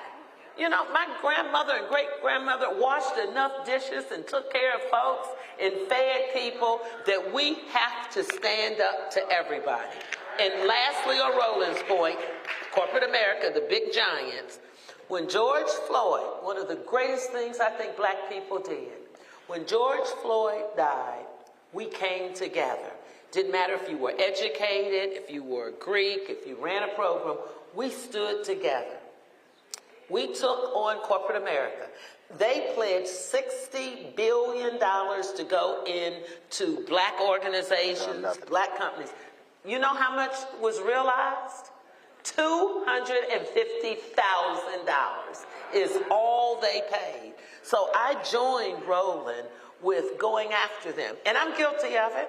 The Congressional Black Caucus, many of you come in September when we do our annual legislative conference, and it is the place for black folks to be, not to party, but for the intellectual stuff. Roland comes every year. So we raised $10 million off of that, all for scholarship. So we started calling those companies. We listened to Roland. I was chair of the CBC. And so I said, I'm not taking this little $100,000 and being happy, and then you send everybody black that works for the company. So we also want you to send the chairman of your board. We want you to send the people who look like me in the C-suites. So they didn't do it. So now we've created an endowment. They said we were too small because, you know, the room can't hold more than, you know, the 10,000 people. So the Congressional Black Caucus Foundation has created an endowment. I am chair of the endowment. We have a $50 million goal for this year. We wrote to every one of those companies, and we said, the Congressional Black Caucus, Dove, we're going to tell them to stop using your product. And black people will do that. Black people will do that. Lastly, to bring it back home, Wendy's had a racist white man on his board, and he came up and told every Wendy's employee, now you know many of them look like us, to go vote for Donald Trump. I called the president. He said, but that was a person on my board. And he pledged $1 million to them for voting for Trump. Stephanie Archer knows what I'm talking about. I said, we got the Urban League, and Christy Angel was chair of the YWCA. So I called him and said, I need $1 million today or else. Now, I don't know what that or else was going to be, but I know we got the $1 million, and I said, I'm going to tell you where to send it. And they're not sending you anything but a letter saying we're a 501c3 and we serve black people. And Stephanie and Christy Angel got that $1 million within a week. So there is power, because see, I had to go on Roland's show the next day, and I didn't want Roland to put me on the spot. But the point is, we have power in this room. We have to do a better job of bringing you on board with us to exercise that power and to take on these folks who are taking advantage of us. So I wanted to just be able to say, I don't ever like to leave with the glass feeling half empty, because we are sitting here in one of the oldest institutions in this community. And many programs, somebody mentioned the Merrymakers earlier, many of the programs, my chief reminded me just the other day, that it was black men, because of segregation, that had graduated from here, that came back here because they didn't have anywhere else they could go to meet. And they met here at this high school to stand up for justice. So here we are later, some 50 years, with two powerful black men calling us together to stand up for justice. I don't think that's by accident, Jewel, for the work that you continue to do. We blame black men for not taking care of their children or not having relationships with their daughters and their sons. So what you're doing is changing the face of black relationships. So thank you. So let me unpack this here. If you are 65 years old, raise your hand. You're older than 65 and older, raise your hand. All right, if you're 55 and older, raise your hand. All right, if you are 54 and younger, raise your hand. All right, so look up, no, keep your hand up. Keep your hand up. Now, just look around the room. Now, if you are 35 to 54, raise your hand. Okay? If you're 18 to 33, raise your hand. There it is. Now, you have 18 to 33, raise your hand. No, raise your hand. 1, 2, back there. 3, 4, 5, 6, 7. So there are less than 10 people in the room who are 18 to 33. There's seats 1,000. The two lowest voter participation groups are 18 to 39. Now, if you start breaking down who is more likely to identify as a Democrat, 65 and higher, who is more likely to vote, 65 and higher. As you go from 65 and higher down, the likelihood of you self-identifying as a Democrat drops. The likelihood of you voting drops. So I've really been paying attention to this. I graduated from college in 1991, and so I'm Gen X. So I began to see my generation my generation started the trend of less self-identifying as Democrat. Now, self-identifying and likely voting are two different things. But when you start looking at each successive generation, it's fewer and fewer. The further you get away from the Black freedom movement, known as the Civil Rights Movement, the more likelihood that voter is not going to identify with a party. So what now then happens is the party has to now recalibrate and its politicians as to how they interface with the most important voting bloc for the party. Black women are the #1 voting bloc among Democrats. Black men are #2. 2012, there was a 9-point gap between black men and black women for Obama Romney. Everybody keeps thinking this thing started, oh, it was Hillary because brothers didn't want to vote for a woman. No, there was a 9-point gap between black men and black women in 2012 between Obama and Romney that expanded to 13% in 2016, and then it expanded again to about 17, 18 to 2020. This is the presidential level. Everybody kept, and I even had sisters on my show who kept talking about, oh, it was misogyny. No, it's because they weren't listening to black men. Too many people were running their mouths talking. They weren't understanding the dynamic that was actually happening. Black men, in 2012, many were frustrated that Obama wasn't doing enough. Two, and this does speak to the reality of paternalism and misogyny, you've had 10 plus years of black girl magic, black girl magic, black girl magic. Not a problem. Doug Jones wins the special election in Alabama in 2017. All of the stories were like, Doug Jones became the U.S. Senator because black women. The number was 96. What was 92? Black men. Nobody brought that up. And so, what you're seeing is, now, there absolutely, there's without a doubt, you do have sexism, misogyny, paternalism weaved into this. But that is not the beginning and the end of the story. What you have is you have an increasing view of black men in different parts of the country who believe the party has abandoned black folks, not done enough.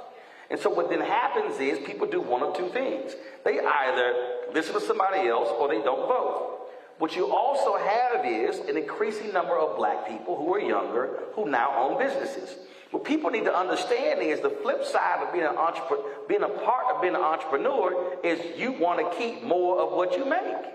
So you now have to factor in public policy and taxes as it relates to what they're talking about. I was in Georgia on the ground for Warnock in 2022, went to a coffee shop owned by a sister. The sister said, I ain't having kids. So abortion is not, and reproductive rights ain't my biggest issue. She said, tax policy is.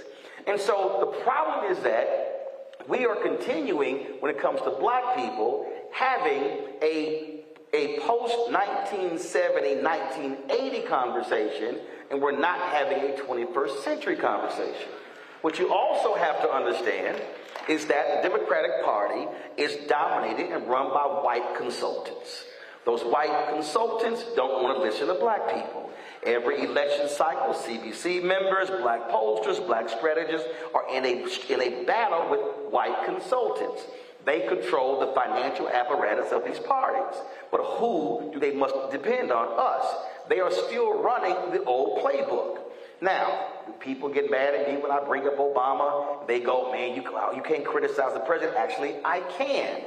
Understand, Reverend Jackson runs for president, and I need y'all to understand, because this thing goes deeper than people understand. Reverend Jackson runs for president in 1984, 1988. He changes the rules of how you get elected, from winner take all to proportional delegation. Obama doesn't become president in 2008 unless Reverend Jackson changed the rules in 1988.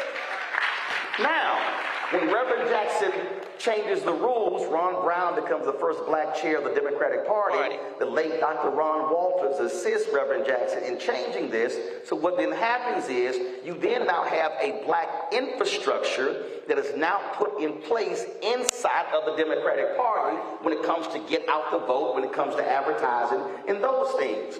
Obama runs, he doesn't need the black political infrastructure that was put in place, so that political infrastructure was completely decimated because he didn't need it. He didn't need the infrastructure. He was like, look, they're going to vote for me anyway. Now, here's the problem. I was saying, and trust me, Obama and his people were not happy with me. I didn't get invited to any of the birthday parties, but I didn't care because I kept saying, y'all, he only going to be there 8 years.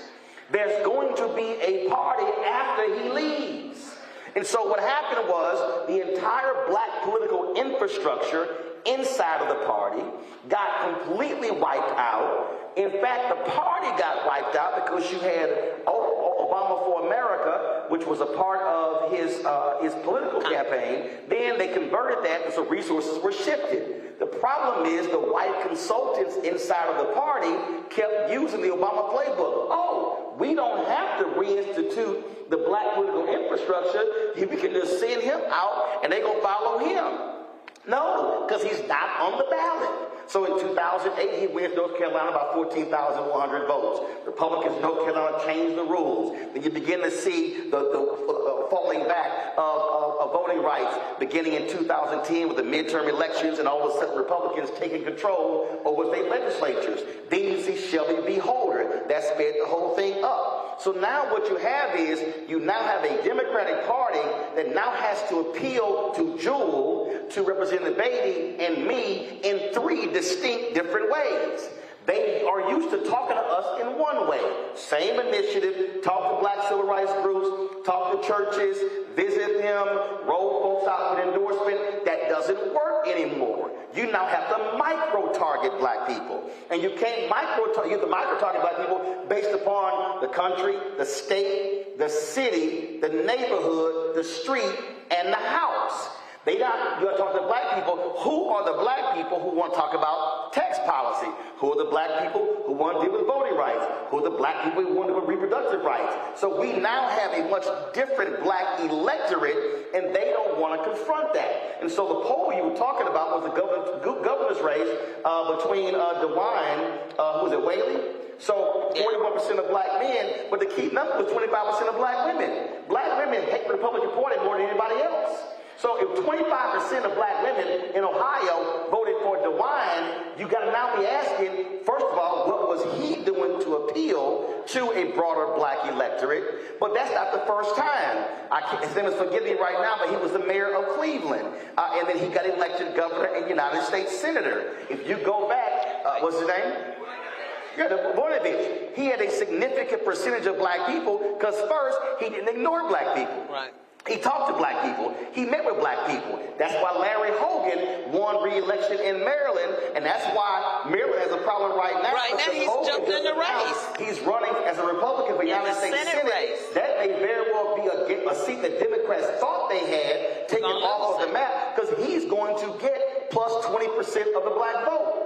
So we got to understand what then happens. And so I'm going to say it right now. When Tim Ryan ran for senator in Ohio, he ran an awful campaign reaching black people. I said it, and let me be perfectly clear. I can show y'all the text messages. I asked him a year early, are you going to the Cincinnati Music Festival?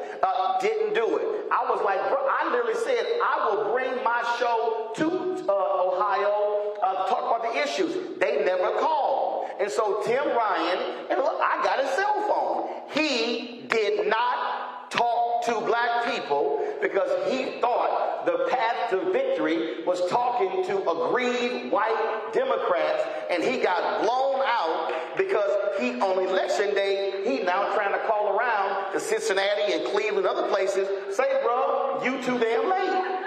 So what we have to recognize is we have to be talking about what are the issues. I have never self-identified. I talk about these are the issues that I care about. Now, where I stand economically, I could easily say, man, forget the Democrats, I can make more money over here. But I love black people to understand what my issues are. And so the first thing is we must be listening to black men and doing what Ella Baker told SNCC in the 60s. Don't go to these poor rural black people who you don't think are smart because they are, and they don't have the degrees. First, ask them, what is it you want to do? See, we are having the reverse conversation. We got too many highfalutin smart Negroes with degrees talking to black people saying, this is what y'all need, and not asking them, what do you want? What do you want to achieve? And we then have to then follow that up to now connect the dots to explain to people public policy. You can't go to Congresswoman Beatty on every issue because that might be the county, that might be the city, that might be the school board, that might be the state. And so what should be happening right now in Black Columbus and in Cincinnati and in Dayton and in Cleveland, we got to go back to freedom schools. We got to go back to where we are literally teaching Civics 101, where we are walking people through public policy.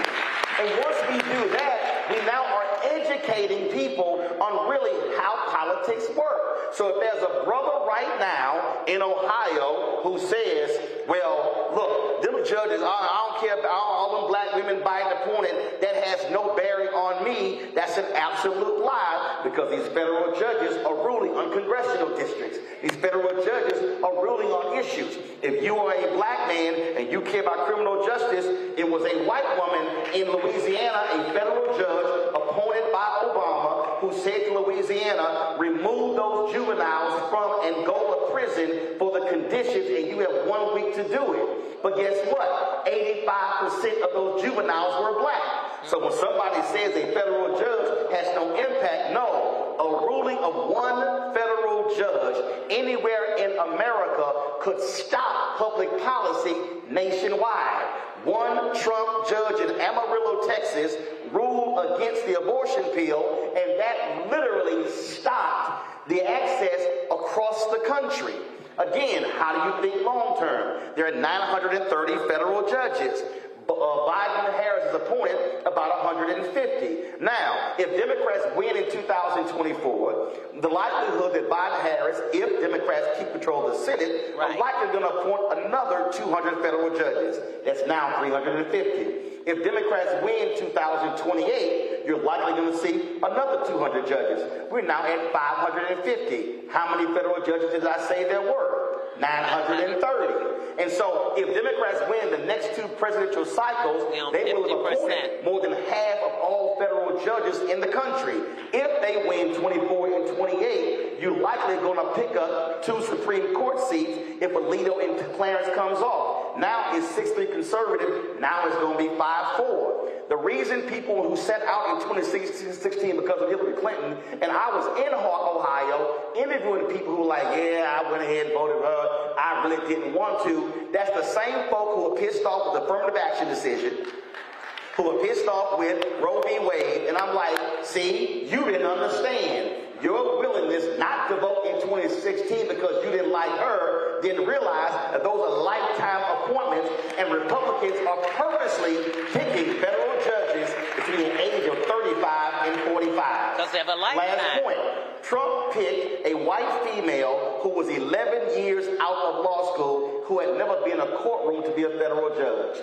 If that woman serves as long as Ruth Bader Ginsburg did, who died at 87, that woman will be a federal judge for the next 46 years. Y'all not hearing me. She will not come off the bench until 2065 or 27 if she lives as long as Ruth Bader Ginsburg, that one federal judge. And so we have to learn to connect the dots to say, you don't think re-electing Sherrod Brown is important, but if Dems control the Senate, then you're able to get these policies. But if they win the Senate and win the presidency and control the House, they can literally overturn significant things. And guess what? The $140 billion in student loan debt relief that has happened the last 3 years completely goes away.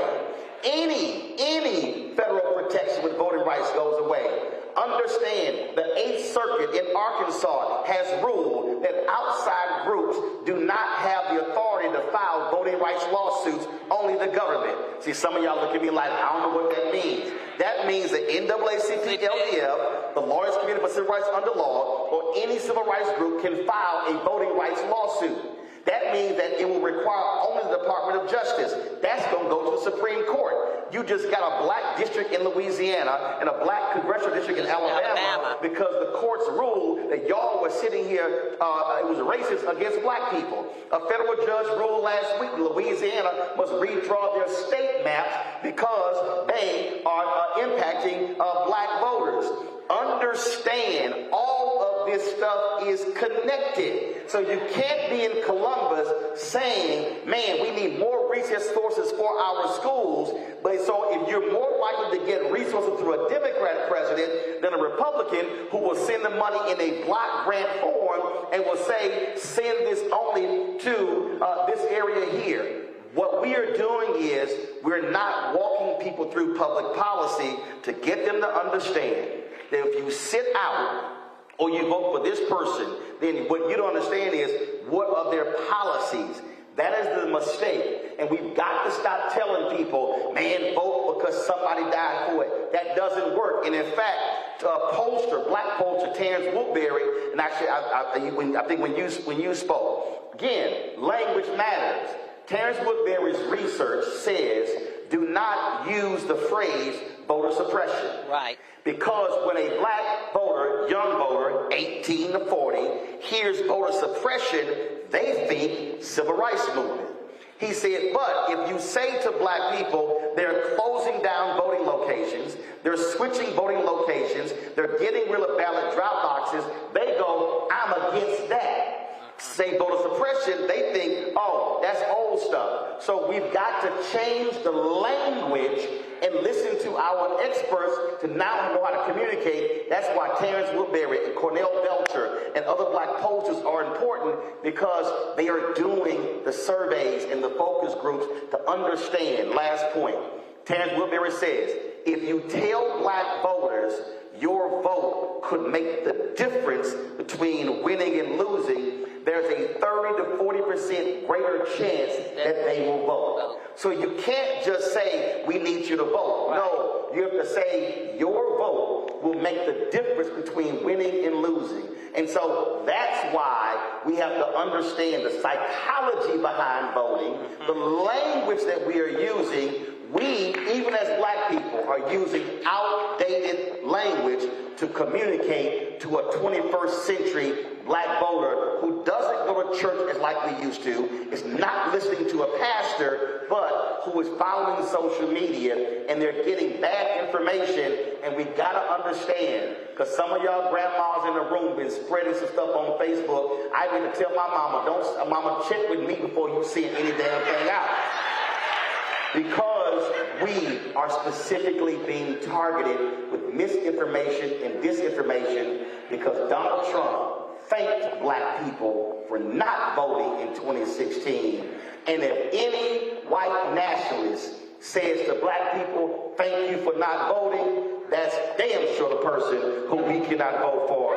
And yeah, I'll be tell them that Terrence is also a young brother. Yeah, Terrence Woodbury is a young brother. He was trained under Cornell Belcher. Right. So we have the expertise out here, and we do have to challenge the party to say, you're going to have to invest in our community.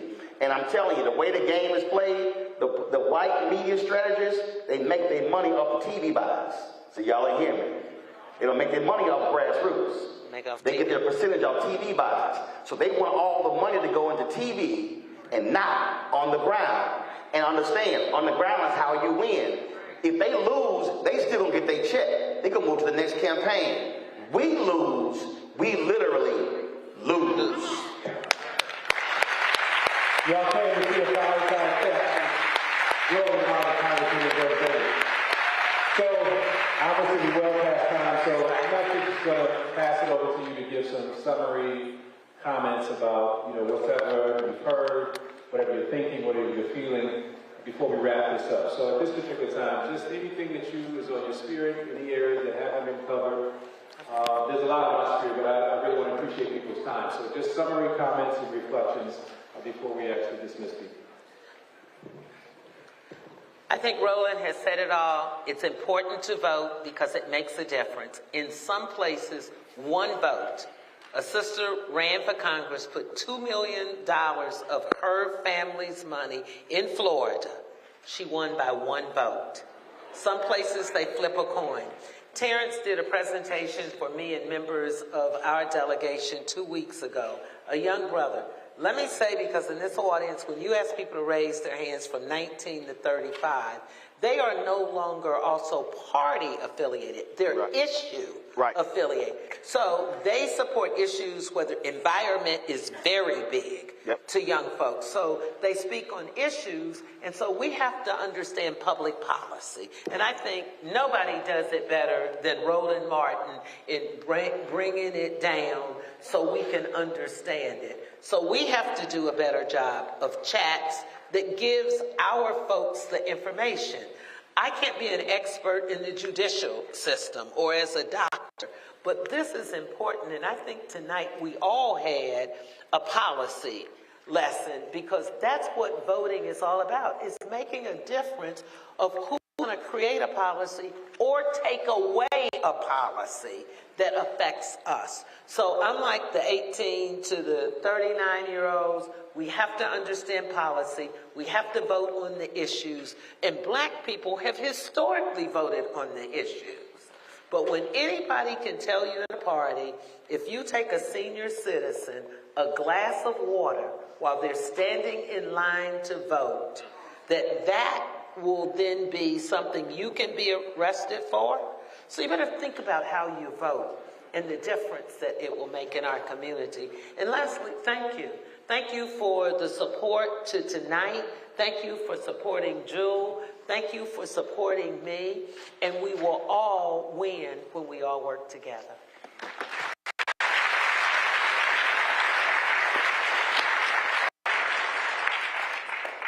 You must understand that the battle that we are in requires hand-to-hand combat. You must understand that if a lie is presented, you cannot allow the lie to stand. I don't let anybody come on my show and start lying. I have people say, man, why you always interrupt a Republican? I said, because when they come on, they lie. There are other Republicans who come on my show don't talk. And the reason somebody's talking and a lie is presented, and I say nothing, the audience goes, well, what they're saying must be correct. And so what you have to be doing is making sure on Instagram, Twitter, Facebook, Fanbase, LinkedIn, TikTok, Snapchat, any of these platforms, you cannot allow, you must challenge every lie. Because people literally are walking around spreading crap, and they are specifically targeting us. We now know that the largest Black Lives Matter page on Facebook in 2018 was a troll farm. It was the largest Black Lives Matter page on Facebook. You must first ask, if you're seeing any of these things, who is behind this page? I love these Simple Simon Negroes who say, well, Roland is talking for his handlers. The only person above me is God. I own it 100%. My mama and daddy can't tell me what to do with my network. My wife can't tell me what to do with my network. Well. No, she can't. Now, why is that important? You must say, wait a minute, who's behind this? There are deliberate misinformation agents in our communities right now who are spreading information that is designed to suppress our vote, to keep us from actually turning out. If you come across anybody and they say, man, I'm thinking about not voting or I'm not going to vote, don't sit here and get indignant. You should say, brother, sister, name me the 3 things that you care about. I love when people go, reparations. I go, can you name me one Republican who supports reparations? No. I said, so, if you can't name me one Republican, that means the only way you're going to get what you want is through a Democratic Party. I said, so when you say Democrats ain't nothing, but I want reparations, I said, that's your avenue to getting what you want. I said, I'm just saying it ain't smart politics to crap on your one path when this path don't exist. Then they look at me like I'm crazy, like, I'm like, precisely. I need you to think. You need 218 in the House, you need 60 in the Senate, and you need a bill signed by the President. Otherwise, we ain't having a real conversation. We have to do that. And if they begin to say, well, this other issue, take the time to walk them through. Because, as the Congresswoman said, they matter. Ran for Supreme Court Justice in North Carolina in 2008. Lost by 400 votes. I can guarantee you there were more than 100,000+ black people in North Carolina alone who never voted. Mike Espy lost to Cindy Hyde-Smith in the special election in 2018 by 65,000 votes. There were more than 250,000 black and poor white folks who didn't even vote, who were eligible. And eligible black voters. Even with Beto O'Rourke running for governor, 80% of young voters 30 and under in Texas did not vote. So 80%. So if you are a millennial and Gen Z voter, and you keep complaining about, I'm sick of all these old people, understand you are the largest voting bloc in the country if you vote. So you can't complain about why these baby boomers running everything. It's because baby boomers show up and vote. And so that's what we have to do. Educate people. Educate a lot. Explain to them what's actually happening. They have a completely different understanding. It's not easy. But I'm telling you, we are going to suffer financially, economically, educationally, politically, if we allow Project 2025 to come in. And this is the last point because you ain't thinking about it. African Americans over-index in government jobs.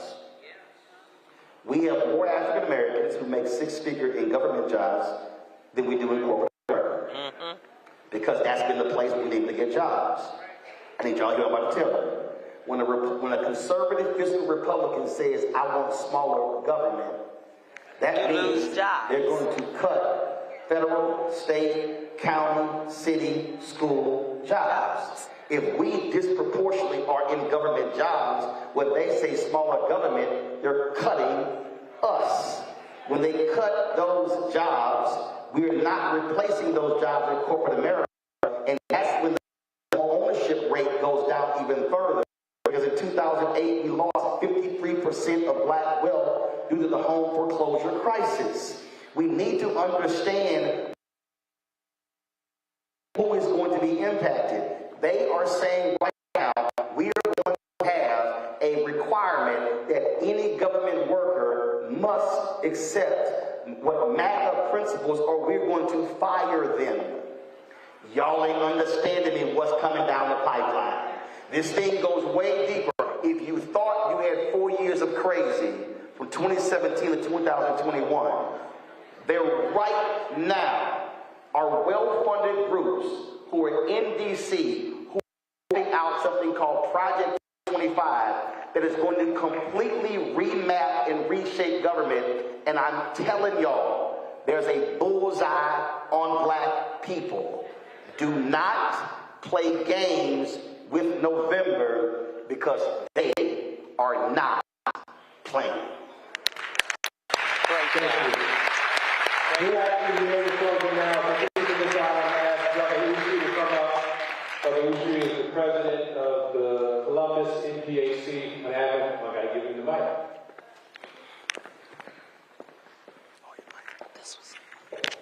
Thank you. My name is Jeffrey Austin. I'm the president of the National Panel Council of Columbus. And first I have to do some housekeeping. I'm also a member of Meeting Class Omar Columbus, Dr. Hop Off the Side. Youth group! Brother, you was talking about earlier, Bill, also, I think you did something.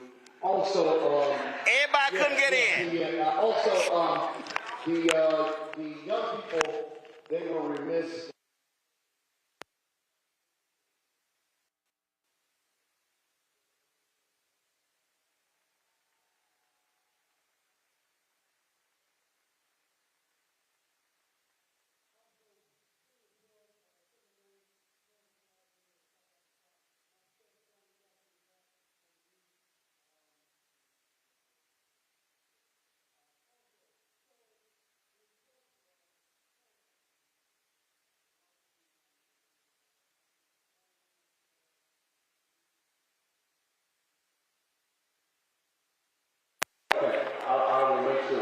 Okay. We do a lot in the community. I see a lot of our soldiers, but I'm gonna step on some toes. I see some of y'all that I've never seen before, and I'm always out. So I challenge each and every one, whether it's within the APHC or whether it's within your prospective chapter, to step up.